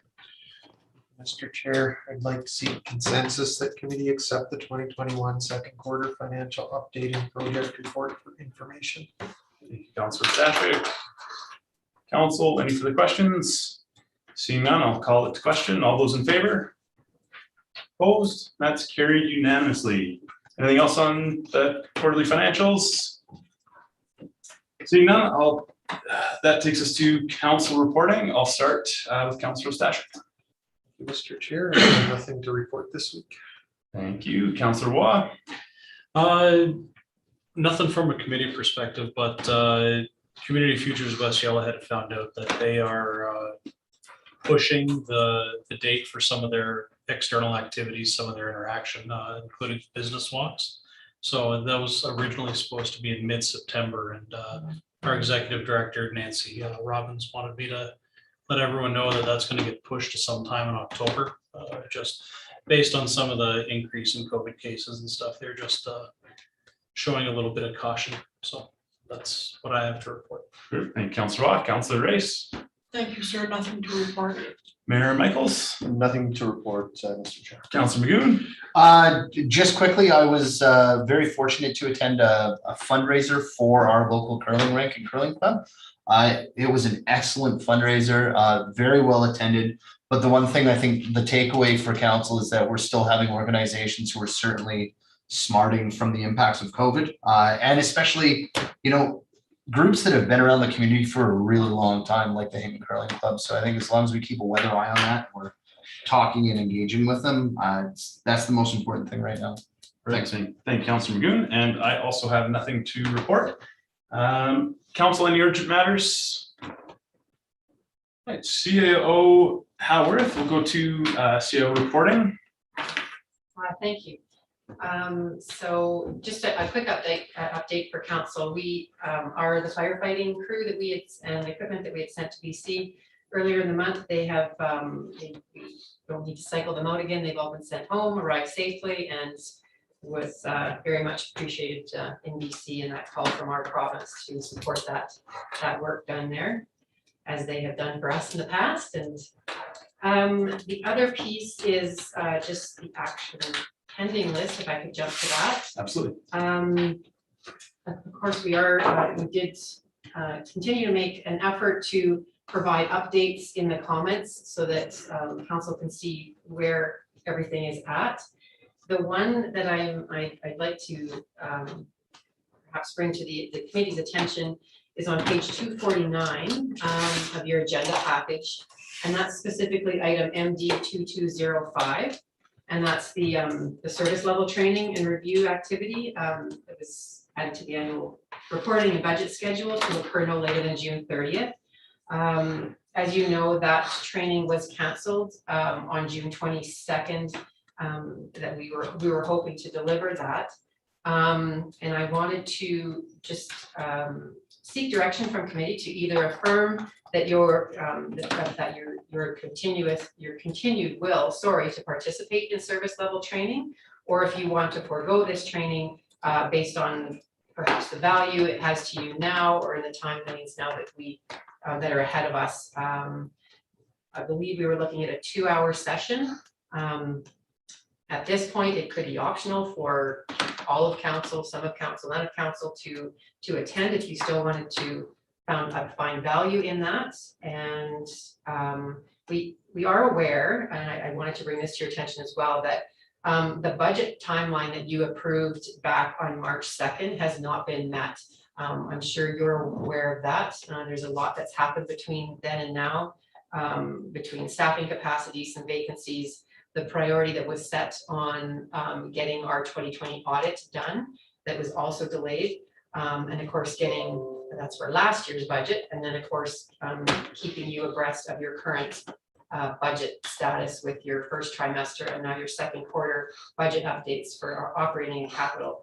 So that has been where the priority has been for that team and for administration. We also have an intention to bring an orientation to committee on the new budget process and include a revised timeline that is intended to be presented on the September 14th standing committee. So the things that have not been completed, some of them are, the time has passed and that ship has sailed per se. There are some things that we can still compress into your term, and there are of course things that will flow after the election as per the timeline that was approved to council. But our intent regardless was to come and at least orient you to the new budget process that we'll be implementing. And at this time, we're just looking for, again, either affirmation or the attempt to, I guess, forego this training at this time. Thank you. Yeah, thank you, Sarah Howard. Councilor Stasher. Thank you, Mr. Chair. Yeah, I'd like to propose a direction to administration to direct administration to postpone service level training until after October 18th, 2021. I'd speak to it quickly. It was a great thing to consider and for council to direct administration to do, and I think it could have been beneficial to council. However, circumstances outside anybody's control have preempted it from coming to us. And I just don't see the benefit in this council receiving that training with less than 2 months left in the term. And I think that training would be better served being given to the new council. Save the budget on us and expend it on the new crew. Thank you. Councilor Stashik. Any other comments from that? My only question, I guess, for council is, considering everything a brand new council has to take on the first few months of budget, going through orientation, is this something that we think the next council would be beneficial to have prior to budget, or do we want to leave it in that council's hands when they make that decision? Councilor McGinn. I think as part of the discussion with that new council, I think certainly they'll be very aware of the flavor of the service level conversation at this point, so that they can get a grasp of how does council impact budgets. If we've had this ongoing discussion for our term of, well, it comes down to service levels, great, then administration can recommend and past council can recommend that the best way to impact your budgets from the get-go is by understanding what service levels are from the outset. And then, if they can, yes, it'll be busy, but if they can meld those two together with the budgetary process, that's probably going to be the best bang for their buck. From my opinion. Yeah, I agree with her. I'm just, administration, does this direction give administration the flexibility to make it part of a bigger conversation, or is it like the first meeting after October 18th that it comes? I just want to make sure it can be processed in a manner that gives that flexibility for the timing to be correct. It just says after, so it could be 2026. Thank you. So I know that CEO Olson had committed in the timelines to have 2 sessions, one before the end of June for this council, and then we were having the trainer come back for the new council. So that has been set in motion and committed to, and we have slotted that in the timeline. This affirms that that's your intent. And so that we will carry on and make sure that that does not get missed. As we agree, it is a bit of a foundational conversation before we expose them to anything else and everything else. So thanks. Perfect. Thank you, Say Olson. Council, any other questions or feedback? Seeing none, I'll call the question that committee direct administration to postpone the service level training to after October 18th, 2021. All those in favor? Opposed? That's carried unanimously. Council, any other questions regarding the action pending list? Right, seeing none, you don't need no, we don't accept that for information, I don't think. We just move along. With that in mind, we'll go to the legislative services update. Randall? Thank you, Mr. Chair. I have nothing to report. Perfect. That takes us to the end of the agenda, council. We'll be looking for a motion to adjourn. Councilor Magoon? To move that we adjourn. Thank you, Mr. Magoon. All those in favor? That's carried.